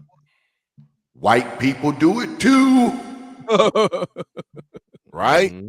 We don't have a problem being compared to other groups. And I don't think it's specifically men or women from other groups. I believe it's just those other groups, especially when you're talking specifically about white people. All right. I'll say again, we like being compared in our failures. But the other thing that white people do and other groups do is have families, own homes, own businesses, invest in education, invest in their children, invest in their lives. They do that too. But that we don't want to be compared with them. We don't want to be compared in that. Because if you bring that up, if you say Latinos, Asians, or white folks, or whoever, they invest, they do things as a group, they have families, they own homes, they build businesses. Our rebuttal to that is, well, we don't have the advantages that they have. We don't have the this that they have. We don't get these things the way they do. So I think it's kind of disingenuous when some of us Black people got this thing where we'll say, well, we can't learn anything from other groups. Well, obviously, according to them, we're learning how to be dysfunctional. We're learning how to have broken families. We're learning how to have ghettos and hoods and massive miscreants running all over the place. We're learning that from them, according to the same people who will say, well, the reason why we're like this is because we're mocking white folks. We're mocking these folks. We're mirroring these other folks. So how is it so easy for people to say we're mirroring these other groups when it comes to the bad and negative and dysfunctional stuff, but somehow we just can't seem to mimic the good stuff? That's what I can't get my head wrapped around. That's what what's the Thomas Sowell book? Something in black is it white liberals and black rednecks or something like that? Yes. I think that would be a good read for actually a lot of people, whether you agree with his conclusions or not. It's illustrative. It is very illustrative of certain things along the lines of what you're saying there. Yeah, well, we don't want to be accused of doing things the white way, right? By many people. What but even does that mean? I have no idea. But according to certain people, according to certain people, though, we are doing things the quote unquote white way when we're doing shit dysfunctionally. Ergo, the saying white people do it too, right? Because people will say the reason why we do the things we do is because of white people, right? Because of the oppression, because of the Jim Crow, because of the white power structure. People will say that. They will say the reason why Black people act the way they act or conduct themselves the way they conduct themselves is directly due to the white system, the white structure, is what they say. So how come that same white system and that same white structure that they speak of, how come that can't also be responsible for Black people doing successful things? Now, if that white structure is credited with that, you are accused of what? Living white, being white, wanting to be white, mocking white people, doing things the white way, being a coon, sellout, Sambo, whatever you want to put to it. So there's a contradiction there, right? There is a massive contradiction there. Yeah, there's one other thing that I thought that was important that I just wanted to throw into this conversation to see how you guys react. When this conversation in X, you know what I'm talking about, we're trying to put together, one of the objections to the conversation was that, well, the only reason that this white woman is really here is because she wants some black bucks. I mean, that was the rationale. So I'm like, what are your thoughts on that? Juicy. I don't even know how to respond to that one. That would be a bit of a stretch. I mean, why did the mind automatically go to that? Well, I mean, we know the reasoning for that. Again. In extension to X's position, it's whataboutism, right? Then there's also the only other time in comparison to others is in those manners in which you insignificantly but perceive significantly exceed, i.e. athleticism, i.e. bedbuckism. and those things attributed to bedbuckism. But that had nothing to do with the proposed conversation. The proposed conversation was about feminism. Period. What in the heck does that have to do with black bucks? I mean, I'm curious, Judge. It's because it always goes there. In that sense. But I will say this, if I can put this on just ice on just a second and respond to another thing that X said real quick there. To the panel, is anybody aware of any business that operates successfully that doesn't operate in the white method? Quote, and I'm using air quotes, white method. The white way? The white way, you mean? Doing it the white way? Well, we hear this, right? People say, oh man, I don't gotta listen to white people. Every time your black ass go to work, you listening to white people. A white person probably run that company. A white person is probably your supervisor, manager. White people control your medical benefits, your paycheck, all that.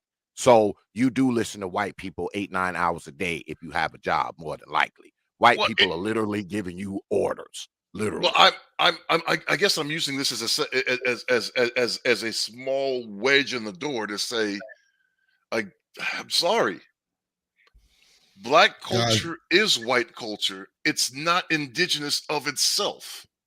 The clothing that you wear, the music that you listen to comes from Western European instruments and structures.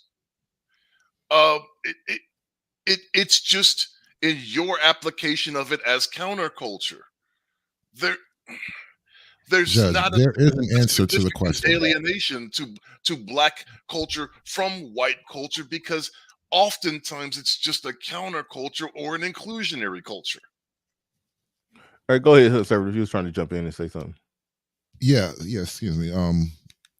The question about white culture, what is white culture? Well, not white culture per se, but what is the white way of doing this, that, and the third? Right. We all kind of stumble around the concept because we think about it and we actually like apply the logic and wind up in an absurd place. But the question has been answered for us by, people higher up the food chain than we are. This is a product of I forgot how you pronounce it, the National African American History Museum. Like, this is high up the top of the black pyramid, basically, kind of stuff. The black elites have answered the question in all finality, and this is white culture. This is what it means to do things the white way. And so it kind of, I hate to give the pro-blacks a win, but listen, guys, all right, so there's a white way of doing things, and this is it, and maybe we shouldn't do things the black way. What? I think Bernard had this one before. Yeah. Oh man. All right. I'm just, when you say that what did you say the what black organizations determined the white way of doing things? This is the National African American History Museum. It's the Smithsonian. Yeah, so this is coming down from the ivory tower of black academia, Bernard. All right. Well, real quick, Wizard X in the building. Okay, shoot. I'm gonna start at super chat, and we may circle back to that, but it's a subject changer. But shout out to you. Thank you for the super chat. I do appreciate that. All right. So I mean, I can't really see it because maybe if I blow it up. Hold on. I just made my screen bigger.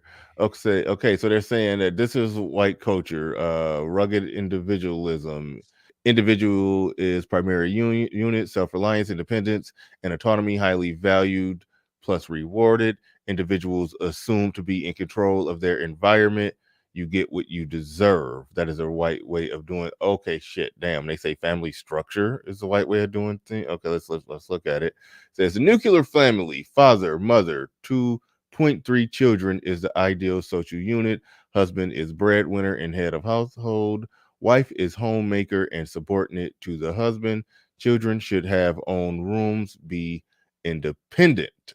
That's what they're saying that's the white way of doing things. Oh, okay. Emphasis on scientific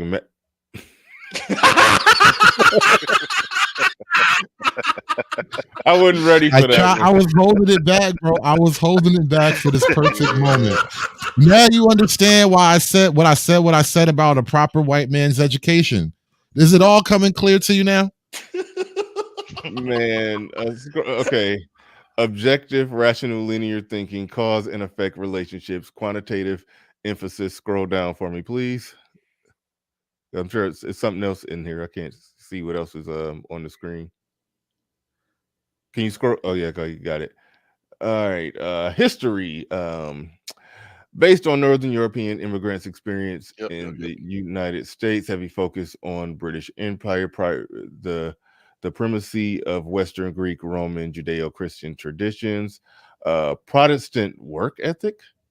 Hard work is the key to success. That's okay. That's the white way of doing things. That's white culture. No, again, Protestant work ethic can't. Again, these qualifiers, right? Because a lot of this is Western European experience, but a lot of it is specific to American experience, and we know that Americans were the ostracized from the European, right? So that Protestant work experience and some of these things aren't universally European or white. Well, one thing, Judge, and good morning, Bernard, is that what you could take from this is that you could look at the people that came from Western Europe, the people that came from the continent or wherever else, Asia, came to the U.S. and said, okay, this way works. And for the last 200 years, this way has been working. Like, why mess with it? People are getting the bag, as they say, using this methodology right here. It says, keep reading, Bernard. Hard work is key to success. Work before play. If you didn't meet your goals, you didn't work hard enough. Now, and this black people came up with this, right? Wrote all this out, correct? Yes, sir. A white woman was the head author. A white woman was the head author. Okay. So did they come up with a black culture agenda criteria sheet or whatever the hell? Did they come up? Well, scroll back to the top. Scroll back to the top real quick. Right, I want to just see the very top. I just want to see what it says. Okay. How come the little guy's a black guy though? He doesn't look happy. He might be Pakistani. He's frowning though. It's a black guy frowning with an angry mouth. Holy shit! It's like the hard work guys. Hey David, it's like the hard work guys. The one in that cartoon you play that are hitting the railroad spike hard. We work all day. We work all night. Oh yeah. And he looks like that motherfucker said that. Man, I just lost out on that crossing walk gig. Or that slippery, but I didn't work. It's not as bad for me as the slippery when wet stuff. I just want them to put something together like that for a black culture. I just want to see what they come up with. Right? Is there something to juxtapose? Yeah, we could get Supreme King Coon to do it. Oh, no, a black version of this. No, Why I'm right there with you. I think I'm right there with you, Bernard. I think I'm right there with you because if you're presenting this again, right? Given the circumstances of how black people came to exist upon this continent, right? Mm-hmm. Right. Everything. We're going into the argument. Everything's stripped, and all you have is this culture to deal with. Then where does any other culture come through that filtering system? It comes through the great white patch, the great white cabbage patch. Judge, you said it before, black rednecks and white liberals. I mean, that culture, this counterculture that, we call the community is derived from, the Scottish and Irish Highlands. Right. You said it. All right. Yeah, that was hella interesting. All right.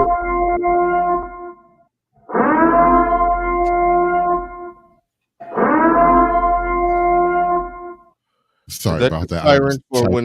I was typing something. I totally forgot I wasn't on mute. That was like one of my hotkeys I pressed by accident. Okay. Wizard. Well, that's for like the White Walkers are coming or something. Like I don't. What was that? No, that is the purge alarm. Oh, okay. Purge. Okay. All right. Same thing. Wizard X in the building. This dad wants to protect his daughter.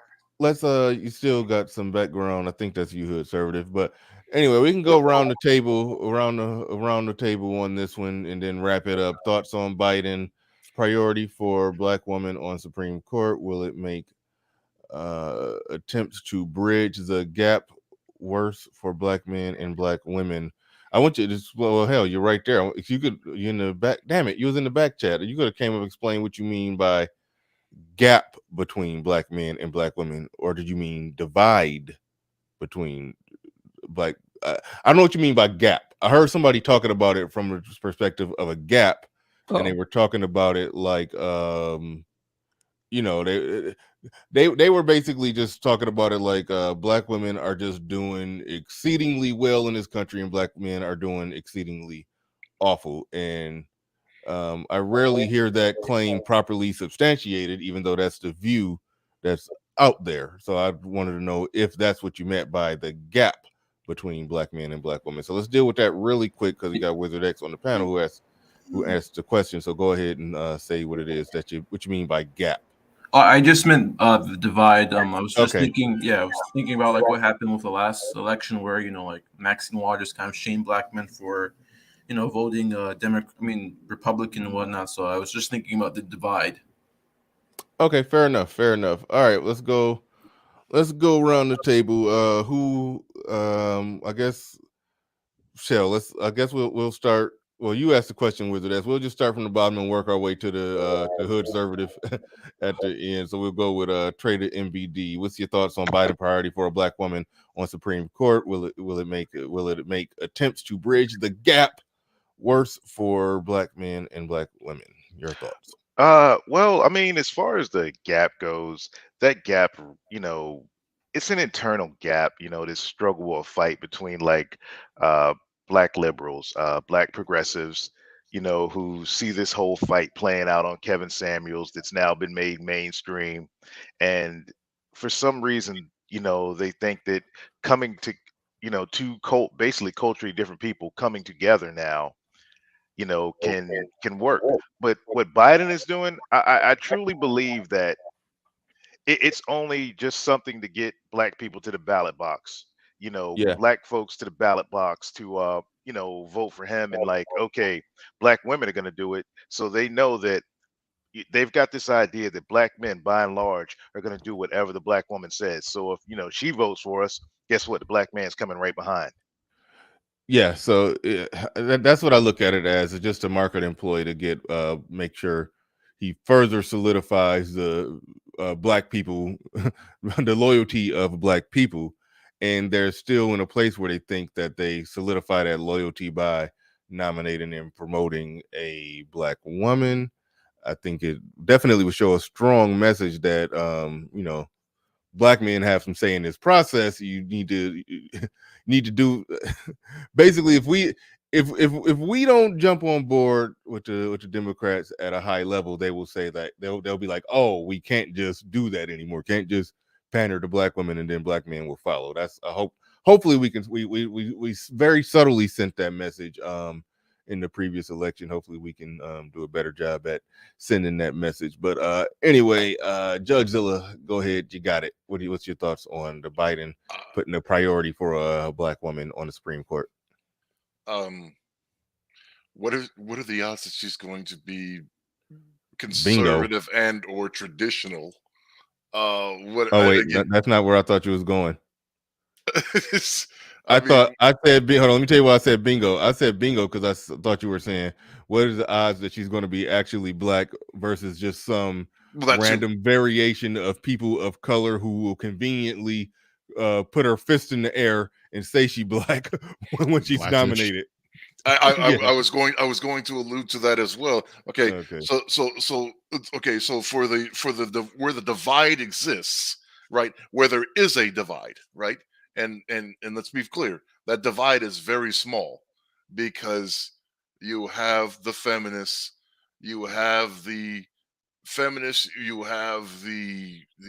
nonsensical women, you have the blue-pilled men, and then there's a small sliver of space in which the red pill exists.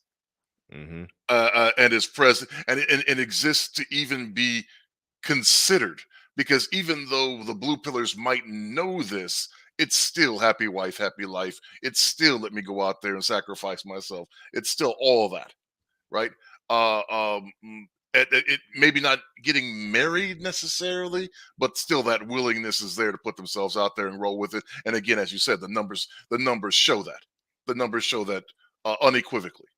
And then again, is this going to be a Condoleezza or is this going to be a Kamala? Is this, I'm on paper qualifiable to be referenced as such?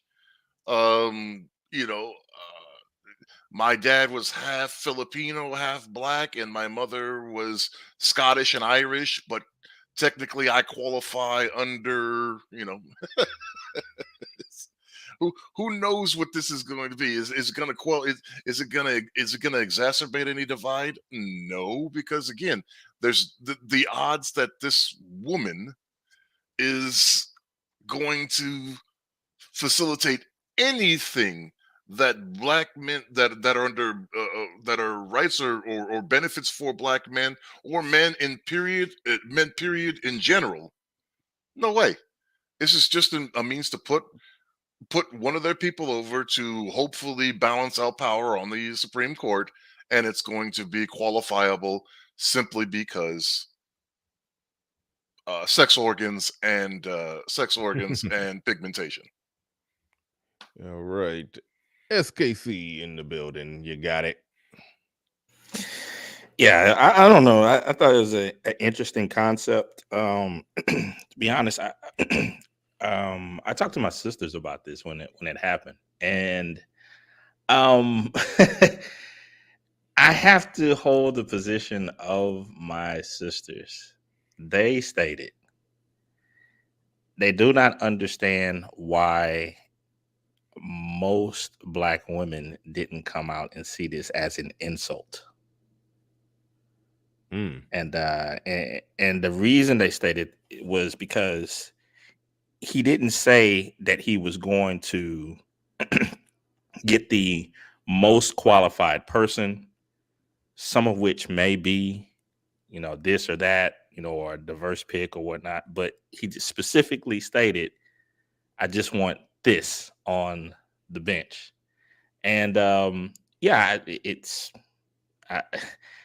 again, what you're really stating is I want someone who's going to judge the law by their racial lens. And I don't know, that it seems like the exact opposite of what you would want so far as when it comes to a judge who is seeking fairness.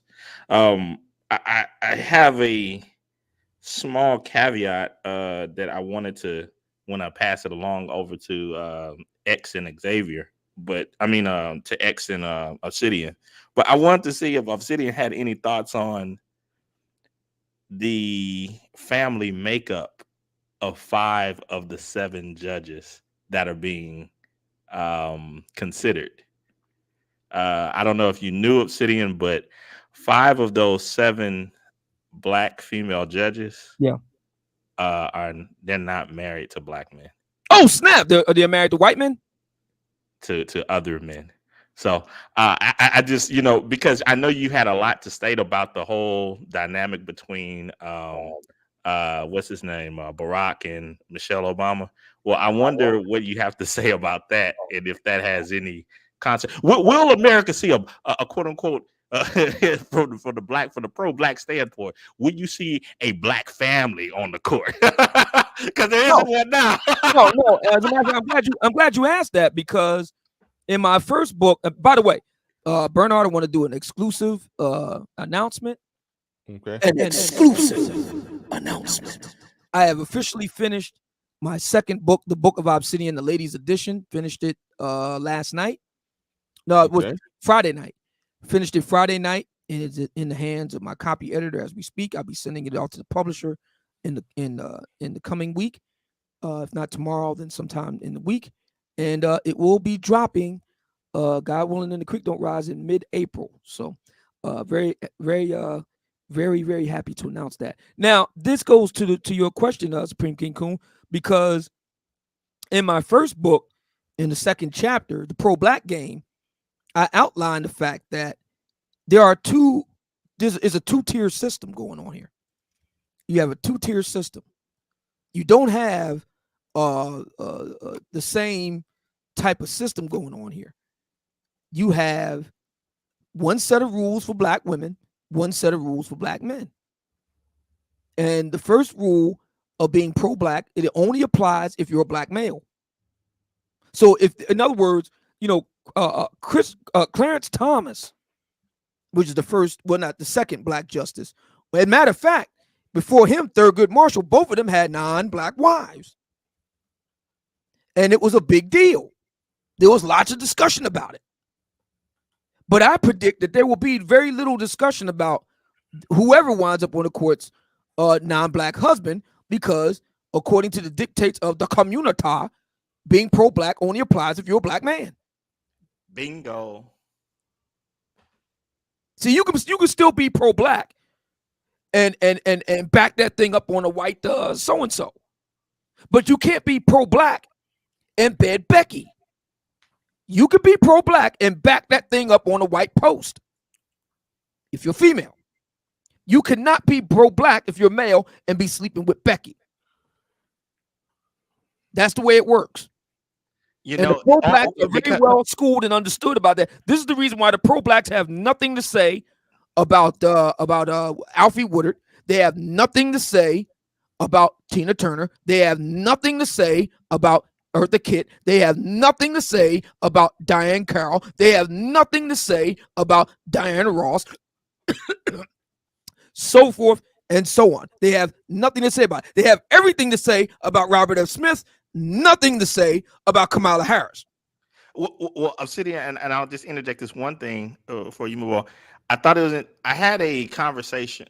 Well, not a conversation. Well, yeah, I had a conversation with a few people. I was playing this clip from the lady who wrote the hit piece in Elle magazine. She quoted from a sociologist who came from Yale, a black lady named Sarah Scold.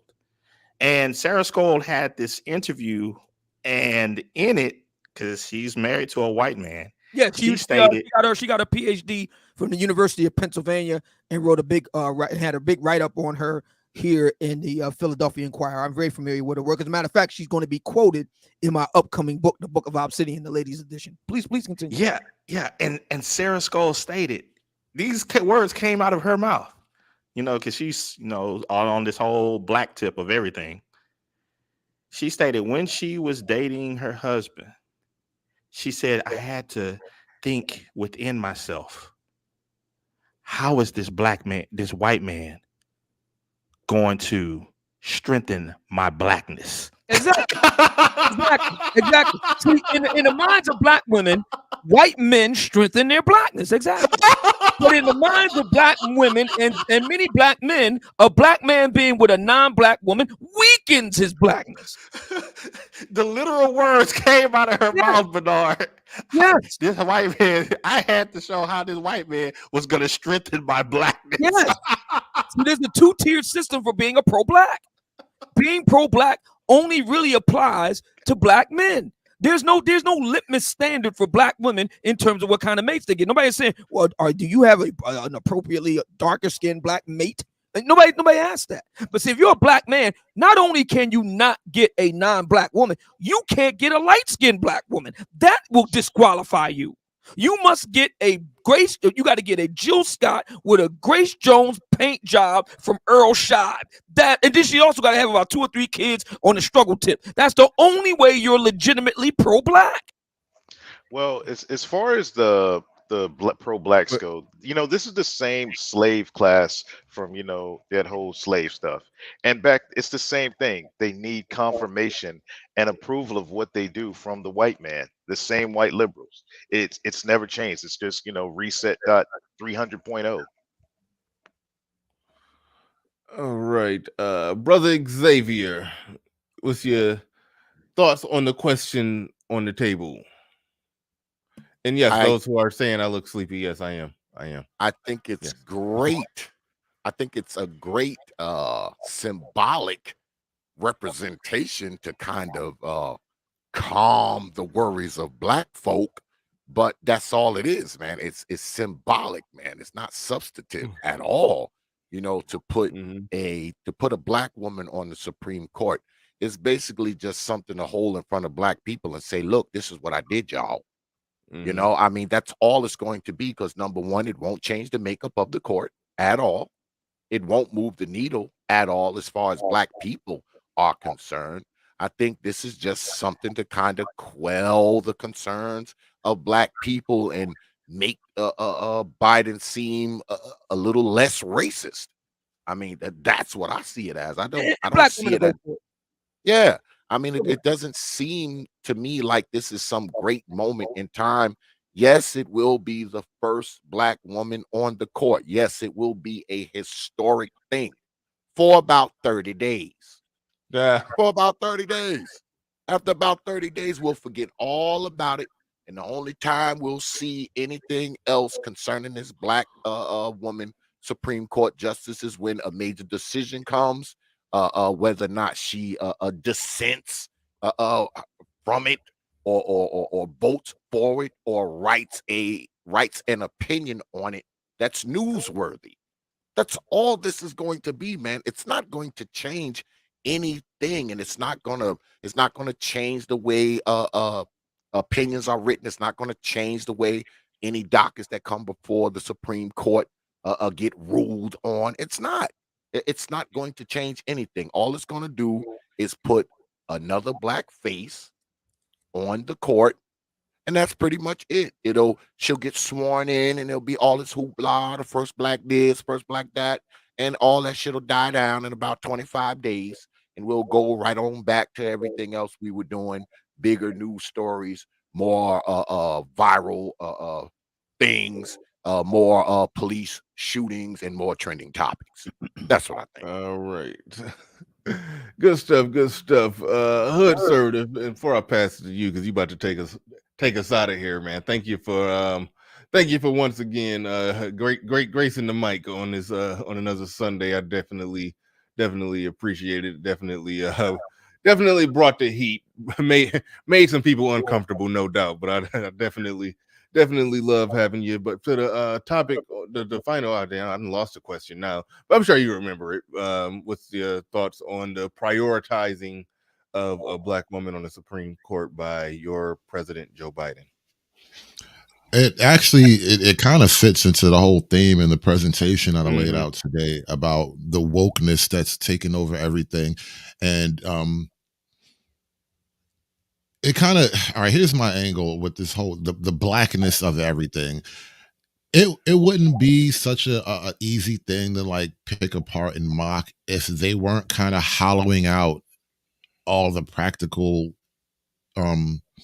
any practical knowledge you could get. Like once upon a time, the fact that black Americans, like when you go back to a certain point in this country's history, the fact that black Americans were competing for all the jobs with white men to the point where it created tension, that on the ground means that you could kind of expect a certain level of like hard work and work ethic. And Jesse Lee Peterson kind of jokes about this. He says when he was a kid, he thought only white folks steal. He thought only white folks did bad stuff. I think what you're watching happen is, as we promote blackness as a surface, superficial characteristic, all you'll wind up with is black people who can't do jobs well, because they've been trained by wokeness. They've been trained by leftism. They've been trained to think in a leftist type of way. And it's going to create a problem of a backlash where, like, are you going to think weird, crazy, woke people every time you think black? Are you going to think some radical, short-haired feminist with big, crazy commie glasses every time you think black? Like, I'm really starting to question what this does to how it further damages the image and the reputation of this thing we call blackness. If you're picking a black woman to be president, it's not like, I think Judge was talking about it before. She's not going to be conservative. She's not going to be, a wholesome, traditionally American, like Winsome Sears, the lady who just made lieutenant governor in Virginia. She's not going to be that type of black woman. She's going to be a certain type of black. And this image of blackness is becoming the new default image of blackness. The last clip that I know we kind of skipped the last little clip, but the thing about it was the new woke black feminist is becoming the flagship of blackness. And that's really what I hate to see now, is that the image of blackness is being taken over by this weird new woke thing. And it's really ultimately not, it doesn't even matter if Joe Biden picks a black woman. That's really the killer of it all. What he's after is a certain idea wrapped in chocolate. It's all it is. It's just more leftist, feminist, liberal ideas wrapped in some chocolate that, all the black people love, because, we love chocolate. And so really it's like, it's a bait and switch. And I wish we could get past the superficial nature of the conversations, like black this and black that, and, the white way of doing things and the black way of doing things. Because as you can see by the graphic that I pulled up, it's getting to the absurd where when you try to ask the question, what is the black way? Well, don't I have to exclude all those positive white characteristics if we're going to the black way? No, you gave them the ground. Well, if they're going to say that the black way is opposite of all of that, then yeah, they're basically saying that with that black folks are doomed. Basically, what they're saying, right? And this is why I say it would kind of help us all. And this is a conversation I've had with Brother X on his channel a couple of times. I really do think it would help us all as black people. Like, it's an intrinsic quality. We cannot change who we are, as a skin color. Like, your melanin is what it is, But that being said, I think we kind of have to do away with analyzing things simply through the lens of blackness. That has to be way down the list of how we process information. We have to try to learn to take things for what they are, or at least try to figure out things for what they are, and then proceed from there, and not try to see things through the lens of blackness. So that's kind of been my my take on a lot of things lately, is they're selling us this blackness, and we're being trained to be black instead of to just think as men and women. All right, and that's gonna wrap up the show. Thank you, everybody, for being here, for coming on in. Appreciate each and every one of you. And yes, I'm tired and sleepy, as some people said in the chat, but I appreciate everybody who supported the stream in any way, shape, or form. Thank you for coming.